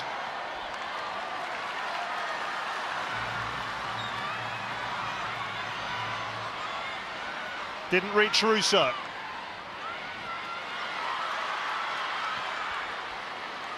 But England suddenly full of belief. Walsh. Niamh Charles. Now it's Hemp. Clinton. Charles. Williamson. Bronze. Half of stoppage time safely negotiated by France. Kelly. Toon. Looking for Russo, her best mate. Just not the room to get the shot away. France have Jean-Francois down.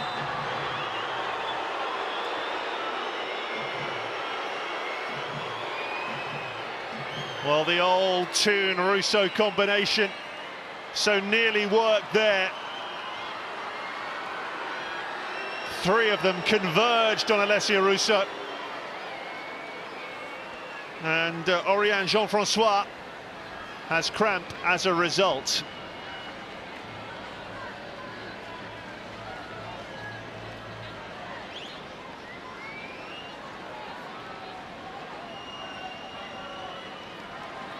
Well, it's agony for the fans, the coach, the players. It's agony for him as well. because France were cruising.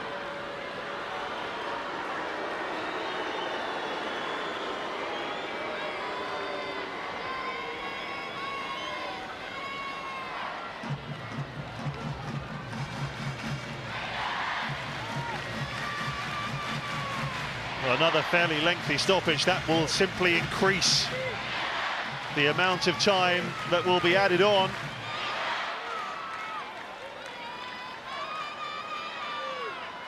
England know they won't have many more chances to level here. Leah Williamson to launch it. Keeper decides to stay back. Now she comes, punches, and it's hacked off the line.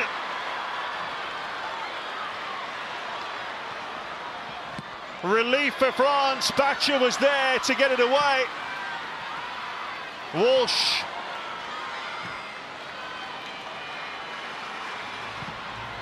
Here it comes again. Pajor with a good header. But the clearance is straight to Bronze. Now Kelly. Bronze tries to put it in. It's a tired cross. Aguiman to chase. It's clear to the edge of the box where Clinton was waiting. And she couldn't hit the target.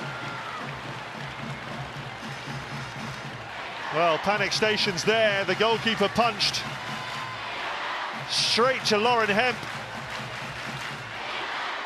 And Pajor hooks it off the line. And then Clinton's effort skied over the bar. Is that the last chance for England?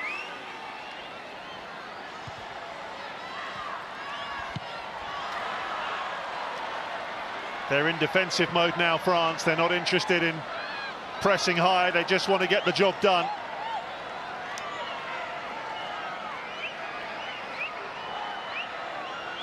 They're getting ready to celebrate a huge 3 points on the bench. 6 minutes of stoppage time played.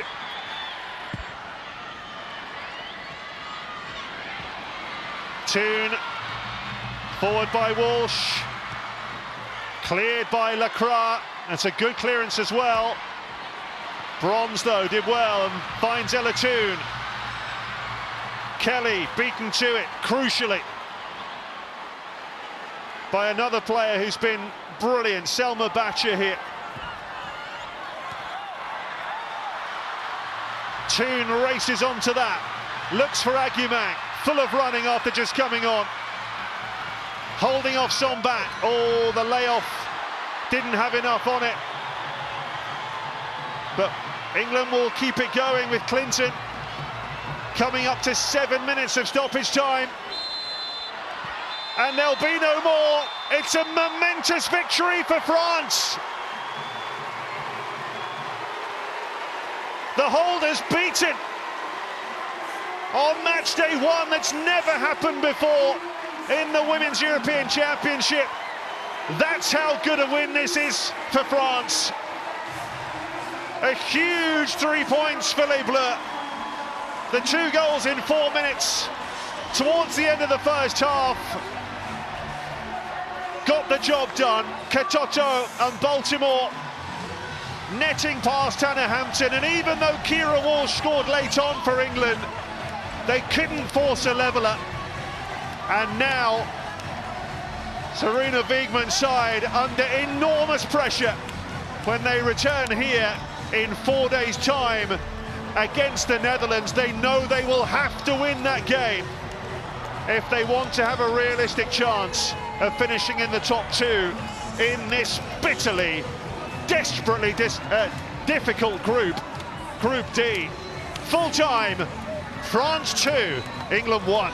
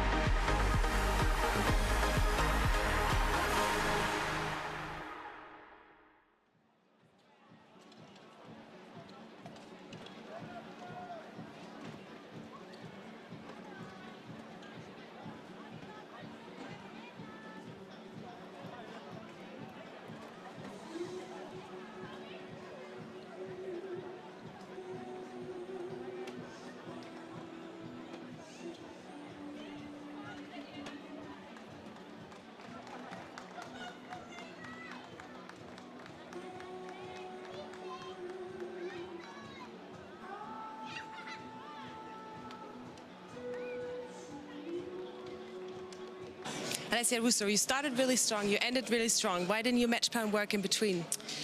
Yeah, I mean, that's football. It ebbs and flows, but we as a team want to take control of those moments a little bit more. We're disappointed in spells, and as a team we'll reflect on that. We can be disappointed for now, we can reflect on it tomorrow, but ultimately we've got another massive game in a few days, so we can't dwell on it for too long. We've got to get back out on the pitch and go again. How happy are you with the referees? I mean, that's not me to comment on. I'm sure they reflect on it just like we do, but yeah, that's not for me to comment on. What surprised you the most for the French team? I don't think I was surprised. We knew how good they were and we knew how good they can be. They were very clinical tonight with their 2 chances. But yeah, we're more looking at ourselves now and what we can do in the next few days to put things right and be even better for the next game. You already said it, Netherlands are coming up really strong. What can you take, or what will you do the next days? Yeah, we've got to reflect on us first and foremost, and us as a team, and manage those spells a little bit better today. Because yeah, there was times that they were definitely on top, and they're a top side, so it's understandable, but we know how good we can be, and we know we can be better, so we'll keep pushing for that over the next few days and stick together as a team. Thank you, all the best. Thank you. Cheers. Thank you, Amelia. Dankeschön. We're gonna, it's Thanks okay, for the no French. problem. We're gonna give it back to you.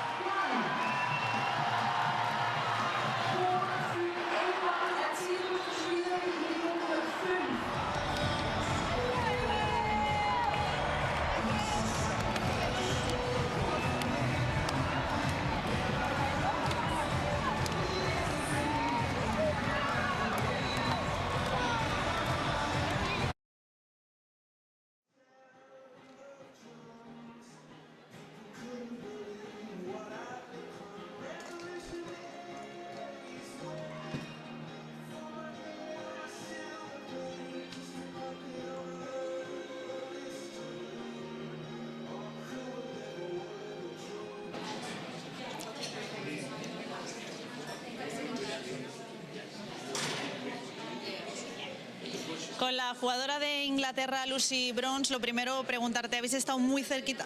Vale, sorry. Vale.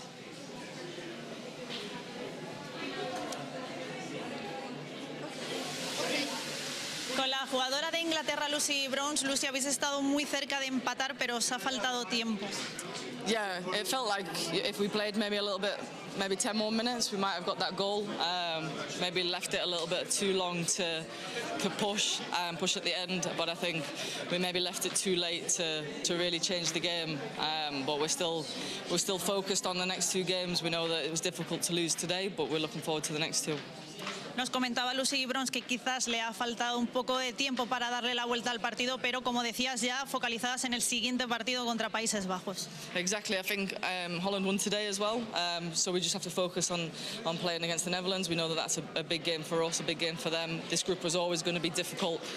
We knew that coming into the Euros. We made it a little bit more difficult now, but we know that we've got what it takes to win the next 2 games. Muchas gracias, Lucy. Nos comentaba sobre que están muy concentradas con ese próximo partido contra la selección de Países Bajos, que recordamos ganó la Eurocopa en 2017, precisamente con Sarina Wiegman, la seleccionadora ahora de Inglaterra, al frente de la selección de Países Bajos. Gracias. Is this a wrong?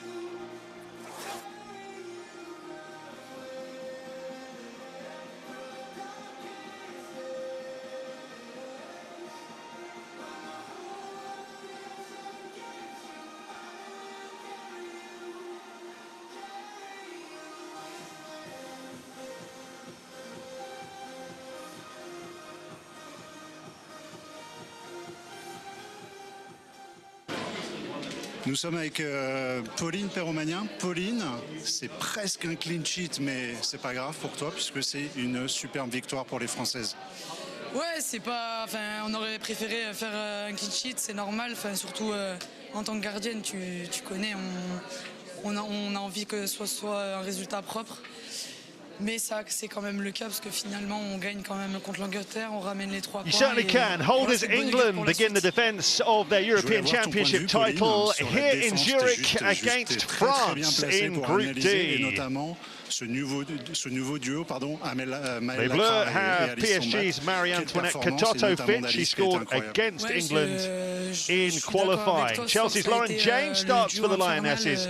Ella Toon drops to the bench. Elles n'ont pas flanché une seule fois et franchement, je tiens à les féliciter ce soir parce que vraiment, ça a été du match XXL pour elles. À l'image de l'équipe de France, Pauline, je te trouve hyper calme, comme je vous ai trouvé vraiment super calme sur le terrain. Vous avez... Même quand vous avez été poussé par les Anglaises, etc. Holders England begin the defence of their European Championship title here in Zurich against France in Group D at a packed stadium. Ce truc-là, ces dernières semaines, ces derniers Tremendous support for a heavyweight clash. Les Bleus have PSG's Marie-Antoinette Katoto fit. She scored against England in qualifying. Chelsea's Lauren James starts for the Lionesses. Ella Toon drops to the England bench. Rester dans cette même dynamique et dans cette même osmose avec toute la Lovely team. touch from Russo. It doesn't reach Hemp. De Almeida brings it away for France. It's a great ball for Cascarino, who's in behind here. And Katoto puts France in front. 10 minutes before half-time. Marie-Antoinette Katoto nets her 39th goal for her country. And the holders are behind here. A beautifully constructed goal for France. Récupération d'Oriane qui va vers l'avant, qui me la met. Je vais fixer la défenseur. Je pense que j'ai pris un peu de temps parce que la latérale droite elle revient vite, donc j'entendais ça vient. J'ai mis une feinte parce que j'ai l'habitude de faire ça, donc du coup je vois qu'elle tombe. Inter-externe, sur mon côté gauche. Je crois que ça touche encore la latérale droit et j'enchaîne pied droit. Instinct en direct. Le coach disait un premier match, ça donne le ton pour la suite de la compétition. Gagner contre les championnes d'Europe en titre, ça envoie un message clair quand même. Ouais, après ce match-là, c'était pas facile. L'Angleterre, c'est une très bonne équipe. Maintenant, après, on a su calmer et gagner ce match-là. Mais c'est le premier match. Donc tranquille, il reste encore 2 matchs, pas fini. Et voilà. Juste pour finir, effectivement, tu as dit calme, tu as employé le mot calme. Je vous ai trouvé hyper calme, même dans les moments un peu difficiles. Oui, c'est vrai, parce que d'habitude, je pense qu'on serait affolés, mais on a su être très positifs ensemble. Donc c'est très bien. Bravo, Sandy. Ça va, c'était cool. Ouais, c'était cool, merci. Merci, Sandy.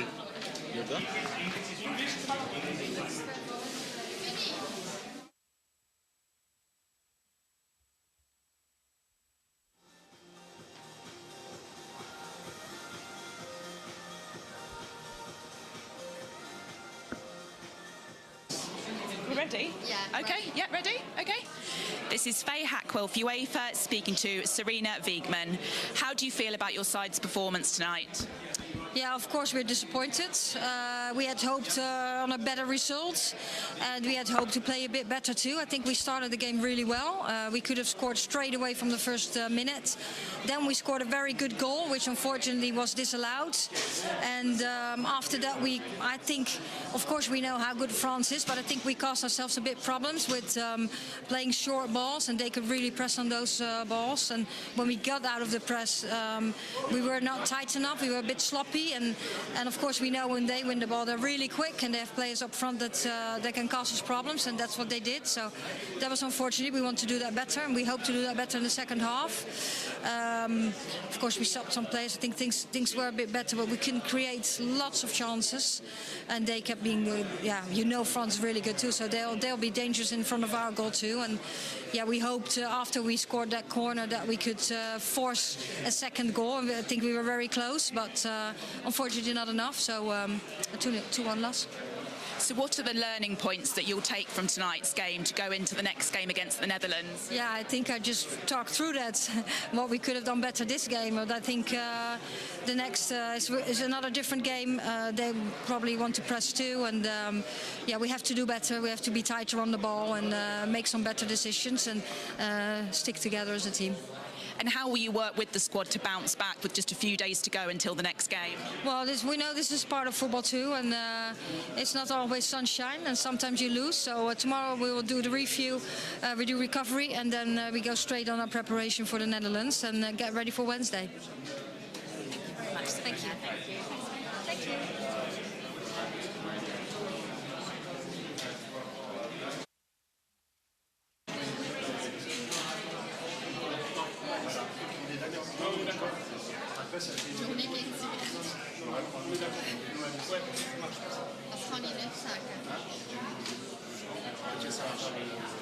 Ça marche, ça va super. Pour la première, je préfère.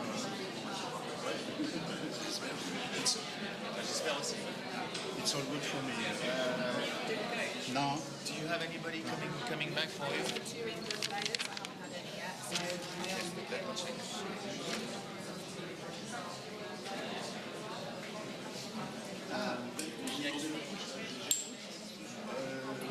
C'est pas forcément obligatoire, donc il va venir le coach, il est là. J'avais vu, il était sur ma liste aussi.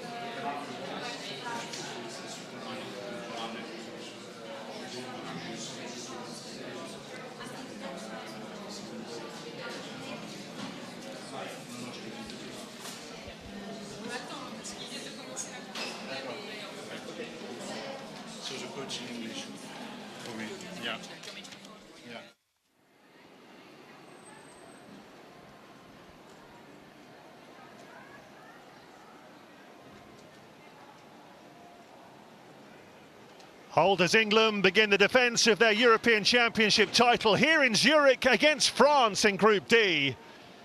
A sellout crowd at the Stadion Letzigrund for a proper heavyweight showdown. Les Bleus have PSG's Marie-Antoinette Katoto fit. She scored against England in qualifying. Chelsea's Lauren James starts for the Lionesses. Ella Toone drops to the England bench. Il y avait un peu de la prime à la jeunesse, et la jeunesse a été surprenante ce soir. Oui, je suis content de Lovely l'état touch d'esprit du groupe. from Russo. Elles ont été vraiment courageuses. But then it's given away to Elisa De Almeida, who's been really good down this right side.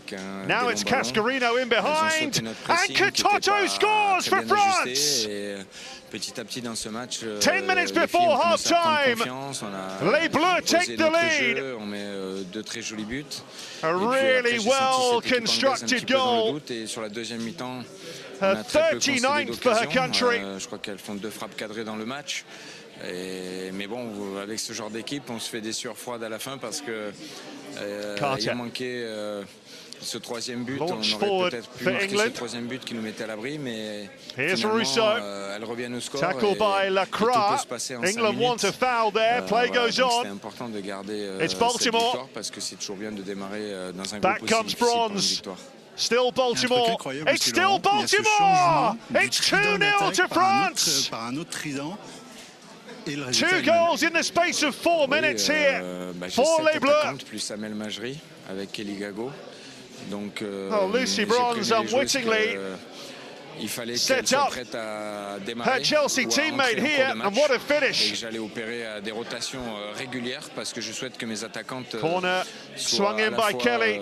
It's cleared as far as Walsh, and England have a goal back. Mais aussi dans le pressing. In the 87th minute. Ça demande beaucoup d'efforts sur le terrain. Et tout le monde est important dans ce groupe, donc suddenly England have hope here sur les postes as the offensifs. deficit is halved. Dernière question, Laurent, vous nous aviez dit only her second ever goal for her country. Alors, il est comment le ton, Laurent? Peromania got fingertips to it, but couldn't keep it out. Oh, what a phenomenal start to the competition for France, but disappointment for the holders. France 2, England 1. Contre le Brésil, au forceps, au mental, et surtout de conserver ce score en fin de match, ça donne beaucoup de valeur à l'état d'esprit du groupe. Je suis vraiment satisfait de l'état d'esprit des joueuses qui affichent une belle solidarité et qui représentent fièrement les couleurs de la France. Merci Laurent, très bonne soirée. Thank you for me. Stop.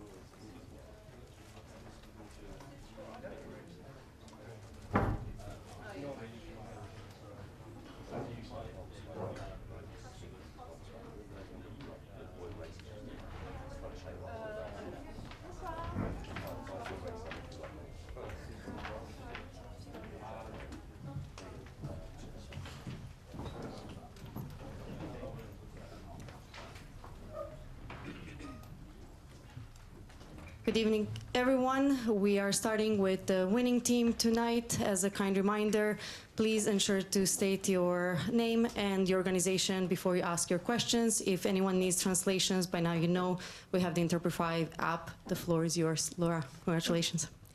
Bonsoir à tous et toutes et bienvenue à la conférence de presse de Laurent Bonmati et Delphine Cascarino. On commencera par 5 questions à Delphine avant de poser des questions au coach, comme ça on pourra libérer la joueuse, s'il vous plaît. La première question pour Siani. Bonsoir Delphine, félicitations pour la victoire et pour le titre de meilleure joueuse du match. Delphine, est-ce que tu t'attendais à une entrée en matière aussi réussie? Qu'est-ce que tu peux nous dire de cette victoire? Est-ce que ça met la France maintenant parmi les favoris du tournoi? Oui, je m'attendais à un bon match de notre part parce qu'on avait travaillé longuement sur cette équipe d'Angleterre. Après, rien n'est fait, c'est que la première étape, mais c'est toujours positif de commencer sur une bonne note. Arnaud. Bonsoir Delphine, Arnaud Valadon, RMC. Justement, ce match, est-ce que tu peux évoquer la maîtrise dont vous avez fait part, la petite frayeur, on va dire, voilà, où il a fallu tenir, mais globalement, la prestation que vous avez menée sur 90 minutes, où vous avez un peu éteinte les Anglaises, quoi. Effectivement, on a eu une petite frayeur au tout début de match, mais voilà, on a su rester sereine et finalement le but a été annulé. Donc voilà, on a su rester sereine et rester dans notre match et on a respecté notre plan de jeu, pardon. Tout s'est bien déroulé pour nous et voilà, on a su avoir la maîtrise sur ce match-là. Please, can you ask for the mic? Hello, Emma Sanders from BBC. Question for Laurent, please. Were you surprised? Sorry, we will just finish with Delphine, and she can go over, and okay. we will have the question. I'll take it back. Sorry, thank you. Morgane. Morgane Gaine pour Ouest France. Delphine, on vous a vu toutes vous réunir après justement ce but et en attendant de savoir s'il était hors jeu ou pas. Qu'est-ce que vous vous êtes dit pendant ce temps-là? L'équipe a fait preuve de sérénité. On s'est dit des choses positives et on a évoqué le match du Brésil où on était mené et que tout s'était bien passé au final. Donc voilà, on a su rester soudés et rester connectés et focus sur notre objectif parce que c'était simplement le début du match. Donc il restait vraiment beaucoup de temps pour pouvoir renverser la tendance. Jérôme. Oui, bonsoir Delphine, Jérôme pour le groupe EBRA.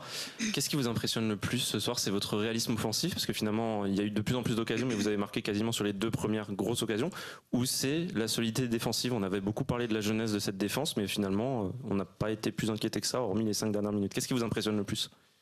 Je pense que ce qui m'impressionne le plus, c'est défensivement. Défensivement, on a été très solide, avec des jeunes joueuses vraiment au rendez-vous.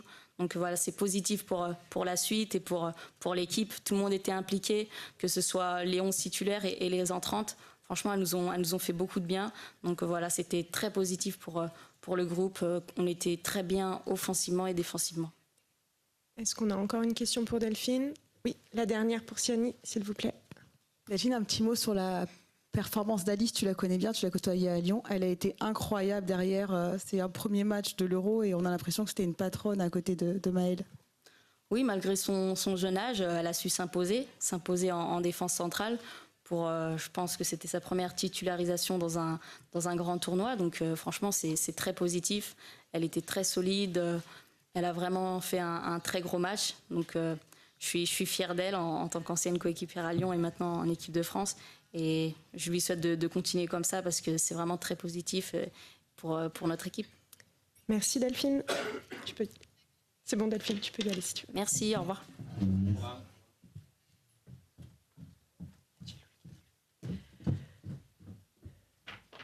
Les questions pour Laurent, on va commencer. If we can start with. Yes, thank you. Oui. Thank you. Emma Sanders from BBC Sport. I just wondered whether you were surprised at England's level in this first game. Did you think that they would bring more to the game? Were you expecting more from them? England is a really good team. They are in 5th position in the FIFA ranking, and they are the last winners of the Euro. So we have to respect this team, and they start very well the game. And put pressure on us on the kickoff. They put the ball in their half part, and they put pressure on us, and we were a little bit surprised because normally they're supposed to play with a good build action and passes with Kara Walsh in the midfield. So it was really hard because we were under pressure, and we conceded a goal. Hopefully for us, the position were offside, and then slowly, step by step, on this game, we came back with our forwards player and using the deep, and a fantastic goal on the right side with Delphine, a good crossing for Marika Toto. And I think physically it was not easy for the England team because we play more direct in the deeps, so sometimes they have to make some efforts on the verticality in the pitch, and we keep calm because of the situation at the beginning of the game, and we score a second goal. And in second half, we control the game because I think they shoot only 2 times on the target during this game. We have the opportunity to score the third goals, who probably make for us more stability. But at the end of the game, you can see England, they can score at any time, and they came back 2-1, and we played under pressure the last 5 minutes. It was not easy, but all my players were courageous and keep the score. Yes, please.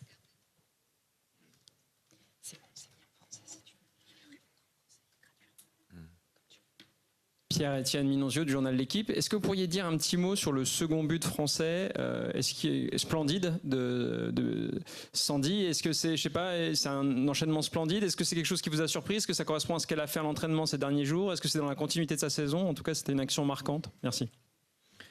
Alors, ce qu'il faut signaler sur ce but-là, c'est que la finalité, c'est vrai que le but est splendide, mais sur l'intervention que j'ai faite à la mi-temps, il faut remarquer la très bonne intervention de Maël Lacrar au milieu du terrain, qui gagne son duel et qui permet à notre équipe de se reprojeter vers l'avant et de permettre à Sandy d'être en situation de marquer. C'est toujours un enchaînement de petits détails quand on marque des buts ou quand on les encaisse. Et donc, effectivement, Sandy met un but extraordinaire avec son pied droit en pleine lucarne. Mais il faut souligner aussi le travail de l'équipe et la très bonne intervention de Maël au début de l'action. Siani. Laurent, bonsoir. Je vous pose un petit peu la même question que j'ai posée à Delphine sur le statut de favori et sur Alice aussi. Est-ce que vous pouvez me répondre aux 2 questions, s'il vous plaît? Merci. Je ne changerai pas de position par rapport à notre statut. Comme je le disais, à partir du moment où on n'a rien gagné, on est toujours des challengers avec de l'ambition. On a montré ce soir beaucoup de courage et la capacité à rivaliser avec une très bonne équipe qui est 5e au classement FIFA. Donc on a gagné un match, il en reste encore 2 dans ce groupe. Rappelez-vous, j'étais en Arabie Saoudite avec Hervé quand on avait battu l'Argentine le premier match, et au final l'Argentine avait gagné cette Coupe du Monde en 2022 au Qatar. Donc ce n'est qu'un match, il ne faut pas s'enflammer, il faut garder beaucoup d'humilité à la fois dans la victoire et puis aussi ne pas paniquer quand on vit des moments plus difficiles. C'est ce que je demande aux joueuses. On va savourer effectivement cette victoire, ça nous positionne un peu plus fortement dans ce groupe puisqu'on prend 3 points comme les Pays-Bas, et on va bien se préparer pour le match contre le Pays de Galles mercredi, qui sera un match avec aussi beaucoup d'intensité. Jérôme, pardon. Et Alice, Alice, elle a fait un grand match. Elle est dans la continuité de ce qu'elle fait avec nous depuis quelques temps. Elle avait déjà fait un gros match contre la Suisse lorsqu'on avait joué à Nancy, notre 5e match de groupe en Ligue des Nations.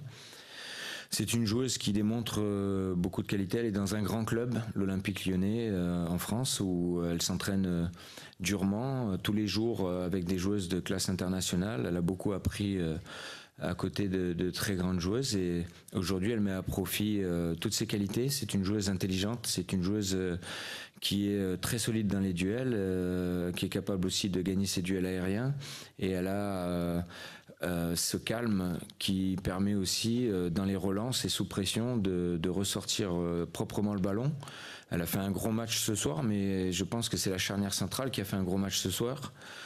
Le match de la semaine dernière, pour Maëlle, a été difficile contre le Brésil, mais c'était nécessaire aussi pour elle, qui n'avait pas joué depuis le 7 mai, de retrouver du rythme. Et on a vu que ce soir, elle avait répondu présent, et je suis vraiment satisfait de ce qu'a fait Maëlle et ce qu'ont fait Maëlle et Alice dans la charnière centrale. Jérôme. Bonsoir Laurent. Bonsoir. Vous avez évoqué le fait que l'Angleterre n'a pas forcément beaucoup construit au milieu de terrain, et on a vite évoqué aussi les buts français et de Almeida pour Delphine, je crois, Maëlle Lacrar, le tac qui va tout sur Sandy.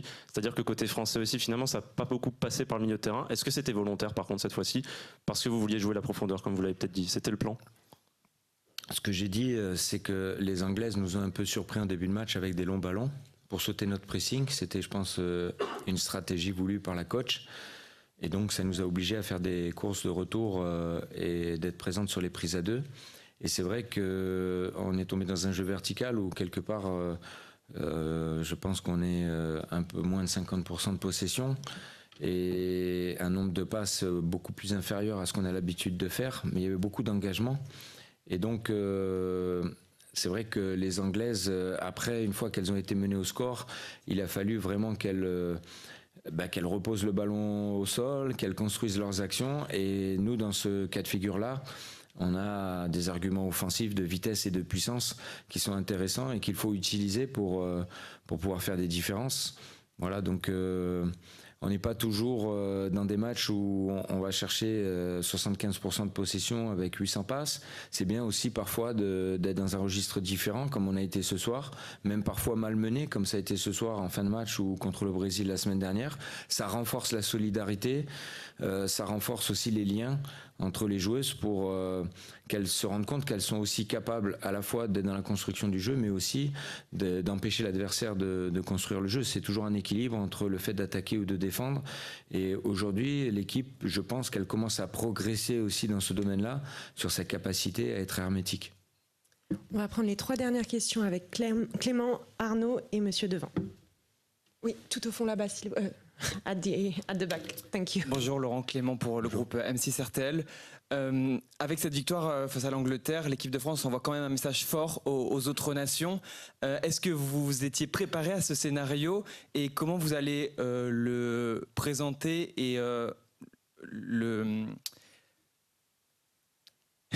j'ai plus le mot, mais comment vous allez le présenter aux joueuses et le gérer dans les prochains jours, et est-ce que la Ligue des Nations, par exemple, où on était sur une très bonne série de victoires, va vous aider à gérer ce scénario? Merci. Effectivement, le fait de gagner contre l'Angleterre, qui est tenante du titre et favorite du groupe, c'est un point fort. Oui, on marque les esprits quelque part, mais j'ai dit aux joueuses qu'il fallait savourer la victoire ce soir, parce qu'il faut aussi apprécier l'instant présent, c'est important, mais dès demain, on va se remettre au travail, parce qu'on a très peu de temps pour préparer le match de mercredi, et donc bien récupérer et se focaliser sur ce match du Pays de Galles, sans s'enflammer, en gardant les pieds sur terre et en avançant étape par étape. Arnaud, at the back too, please, thank you. Laurent, Arnaud Valadon d'RMC, à quel point ce match, allez, on va prendre de la 15e à la 85e, peut vous servir de référence, notamment dans la maîtrise, parce qu'en fait, les Anglaises, on pouvait s'attendre à une réaction deuxième mi-temps, elles ont quasiment pas d'occasion, elles ont, je crois, officiellement un tir cadré, parce que le sauvetage de Selma, je crois qu'ils ne le comptent pas dans les stats, mais franchement, on vous a vu une maîtrise, et c'est pas évident de gérer aussi un score de 2-0 aussitôt. Oui, quand on mène 2-0, on est partagé entre le fait de marquer ce troisième qui peut sceller le score du match, encore que des fois il y a des remontadas. Quand il y a cette action de grâce, je me dis la connaissant, elle va aller au bout, mais elle avait beaucoup donné. Je pense qu'il y a eu un peu de fatigue en bout de course qui fait qu'elle a écrasé sa frappe. Et puis quand les Anglaises reviennent à 2-1, on se dit maintenant il faut tenir parce qu'il reste encore du temps.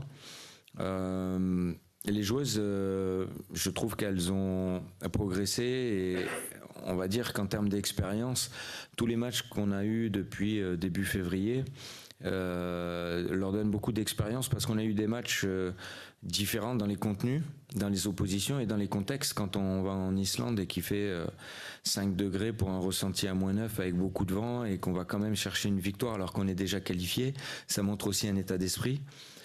Tout comme la semaine dernière contre le Brésil quand on est mené 2-0 en début de match, ou en Norvège quand on est à la 75e 0-0 mais qu'on continue à produire du jeu et à essayer de construire nos actions. Chaque match a sa particularité et la richesse qu'il y a dans cette équipe, il me semble, c'est les complémentarités, la diversité, les profils différents à la fois de technique, de vitesse, de puissance ou d'endurance qui fait que j'ai beaucoup de choix pour constituer les équipes et pour constituer à chaque match une équipe qui peut être différente. C'est pour ça que quand on me posait souvent la question sur le fait d'avoir un 11 type, je me refuse à avoir dans ma tête un 11 type. C'est ce que j'ai dit aux joueuses. Toutes les joueuses de ce groupe sont importantes, à l'image de Melwen Ndongala qui a fait une très bonne rentrée en fin de match quand Elisa commençait à fatiguer. Last question, please. John Revel, Reuters. Excusez-moi, mon français c'est très faible maintenant, so I will ask in English. I was just wondering, it was a pretty impressive performance by France today for at least 70 minutes of the match. And I was wondering, do you think this sets a marker down for the rest of the tournament? And do you think the team can play, in your eyes, can you play better? What do you think France can do better moving forward? And with performances like this, beating the champions, are you not afraid of anybody now, basically? Thank you. You know, we can do better every time. We have to improve in each department of the team, in defense, in the midfield, and offensively. All the game is not perfect. As you said, the first part was difficult and the end also, but as Niklas said one day, we tried to do the perfection, but we never get the perfection. On this game, we can analyze that in our good time, we scored 2 goals, and in the England good times, they score 1 goal at the end. Of course, 1 in the first part of the game, and the goal was offside. Each game is on details, and it's not easy to win this type of games. But I want to say that I'm proud of my players because they never give up in this game and keep control and keep calm in the difficult moments. So we get some confidence with this game for the other games in this competition, but it's only 1 game. We won 1 game, but there are still a lot of games to be at the end.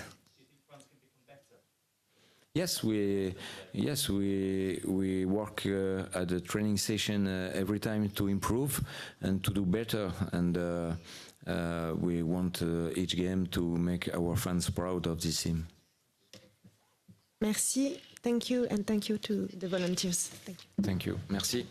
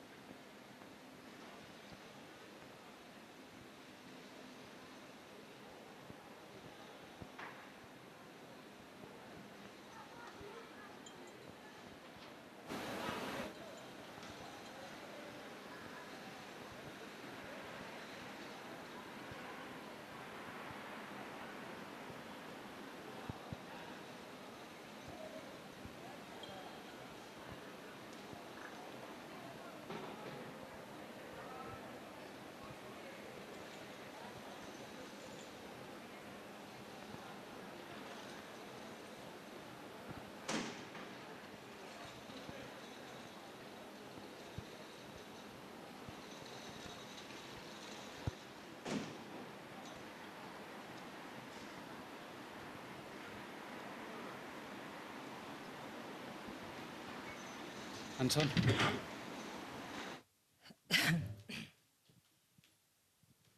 Hi, Serena. Hi. You looked pretty animated on the touchline at times tonight. How disappointed are you with the performance as well as the result tonight? Yeah, of course, I'm very disappointed. I think we started well. We could have we created a chance in the first minute. Then we scored a goal. I thought it was a pretty good goal, so unfortunately disallowed. And I think after that we created. Of course, we know France was really good, but I think we created our own problems a little bit by playing short passes all the time, where they could full press, and we wanted to skip players and get in behind them to receive the ball, but then we were a bit sloppy too, so we lost the balls in those moments too, and that we didn't help ourselves with that, and it was hard for us to get out of that situation, and of course they scored 2 goals. One when we were sloppy, we could have created a huge chance for that, but they won it and they scored a goal, so that was very unfortunate, and of course we want to do that better. I think second half, later on, I think we tried to get in behind, and we didn't create that many chances. But when we get there, we have to shoot on goal then too, get it on target. And I think after we scored the corner, we tried to force a goal, and we were close, but not close enough. And overall, of course, we want to do better. So that will be the big learnings I just talked through. And we need to move on too. You were so happy with the way that the training and the build-up was going. Speaking to the players, they're admitting they're really frustrated with the performance tonight. Are you frustrated? Is that the best word to describe it? Yeah, of course we're frustrated because, I had a bit too, like we had such 3 very good weeks and we trained really well, but that's never a guarantee that, of course, you win the game. And you also know that France is a proper team too. So you have to do things really well. And we just didn't get it right at those moments. And some moments we did. I think there were parts in the game that we did well. Also moments of scoring that goal, like no one expected that to be disallowed. So we had to get out of that better too, because it was a huge surprise that it was disallowed. So those are things we take with us. Hi, Serena. Hi. I just wonder what you made of the midfield battle. Did it feel at times that France were able to overload England's midfield, particularly in the wide areas? Yeah, I think they became most of the time dangerous. We know that they're powerful, they're quick. But I think the moments they became the most dangerous when we turned the ball over. And so we wanted to do that better and not get in the face, not receive the ball right in the face, so they could press that. And and then in midfield, but also up front, they're just gone then. Yeah, and I just want to ask about the substitutions, because it seemed, certainly obviously later in the game, the likes of Grace Clinton, Michelle Adjaman, when they came on, it seemed to make a difference. I wonder, in hindsight, would you have made those substitutions earlier? No, because we want to, after halftime, of course, at halftime you speak and you want to do things better and take that opportunity to do things better. And then we made a tweak with when you bring in Chloe, for example, she's not coming inside that much. And we got the opportunity in the first half too. At moments we did find the overload in our midfield. We just didn't keep the ball good enough. And then you want to take that opportunity also to do that better in the second half. And later on, we thought, okay, then we have to change that and figure out something else to trying to harm them. Thank you. Thanks. Kit. Hi, Serena. Hi. You started the game very well, and then you had the goal that was disallowed, and you seemed to lose your way a little bit after that. Why did the game seem to change so much on that disallowed goal?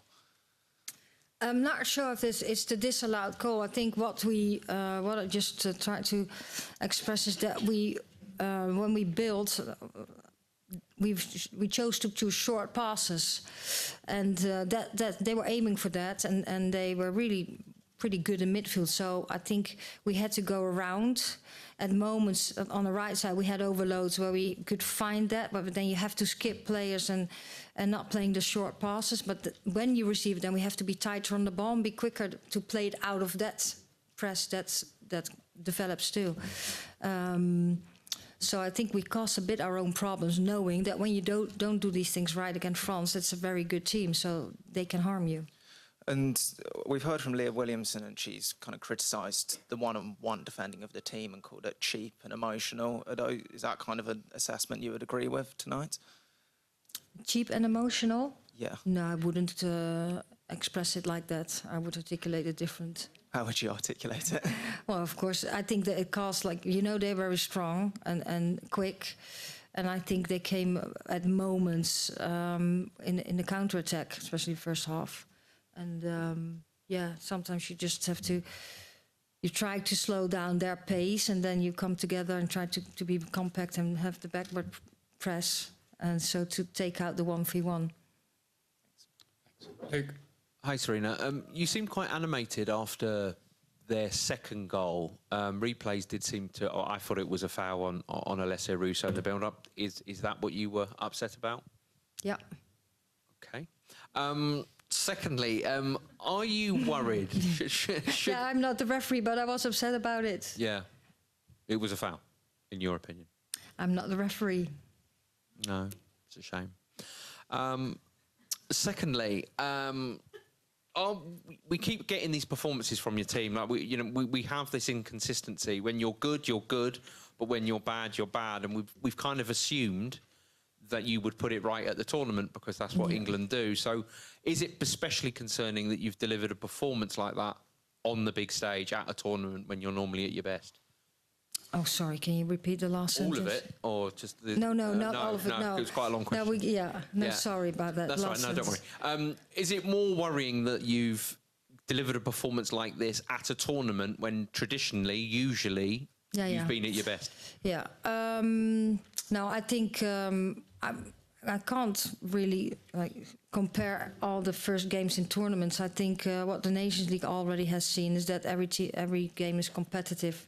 I think playing against France is just totally different than every other start of a tournament, because I think they're a world-class team, and I think we're a very good team too. So yes, we had to be straight away at our very best, and otherwise you would be punished, and that's what happened today. And it's a group stage, but it's a game on itself, and it's the opening of the tournament, so that makes it hard. At the same time, we do have an opportunity to get it right. Hi, Serena. You made a big decision to start Lauren James. Clearly, with the ball, she played well, but I think it's fair to say without the ball, she's not 100% fit. In hindsight, did you make a big gamble there? Was that a mistake to start her? Is it too soon? No, I don't see that as a mistake. It was a choice, and I think if she had scored that ball in the first minutes, and if the cross she made in the first half, where we just couldn't get ahead on, I think we would have had a different conversation. And can you tell us, why did you not make any substitutions at half-time? Were you tempted to do so after being 2-0 down? No, because I thought I had the conviction that having a conversation or having a short meeting at half-time, that we could do better at the second half, and I want to give that opportunity because we started really well. And later on, we had these short passes what I just spoke about, and I think this team was capable of doing that. So I didn't want to sub straight away. Okay, we need to keep it to one more question each. We'll go to the back. Hendrik Lückhoff, ARD, German Radio. The German team is a possible opponent for you and your team in the quarterfinals. May I ask you, what do you think about the German team at the moment? Well, I would like to talk about France. We're far away from the quarterfinal at the moment, so let's first talk about this game and then going to play the Netherlands next Wednesday. And they had a good start, Germany, so that was good for them. Okay, 3 more questions. One from Charlotte, one from Tom, one from Miguel. Thank you. Hi, Serena. Do you think Lauren James's free role left your midfield more exposed? She didn't have a total free role, and I think what we got exposed, I think, by losing the ball at moments. We actually didn't want to lose the ball very early in the build, and I think that was our main topic to find a solution on. Thanks. Thanks, Charlotte. Come to the front. Okay. Hi, Serena. The Netherlands coming up next in just 4 days' time. They obviously are coming off a big win themselves. What have you seen? Have you seen some things from their team that you can kind of exploit? What kind of different challenge will they offer to what France posed today? Yeah, it's a different team. They're very dynamic. Of course, I know them pretty well. They want to play in the pockets and try to change the shape all the time. And they definitely want to have the ball and play, but they also want to press high at moments. So we'll get prepared for that. Final question. Hi, Serena. Would you play that formation with that personnel again in this game or going forward? I don't know yet. We're first reviewing, and then I have the conversation with players, and then we start training, and then we make final decisions for the next game. There's no. Would you have regrets about the formation you picked? No, we have a lot of I make a lot of consideration before I make a starting lineup, and I do it together with my technical staff. And sometimes things go well, and sometimes it doesn't go well. But I don't have regrets because, we try to turn every stone before we make a lineup. Thanks, Miguel. Thank you. Thank you. Bye-bye.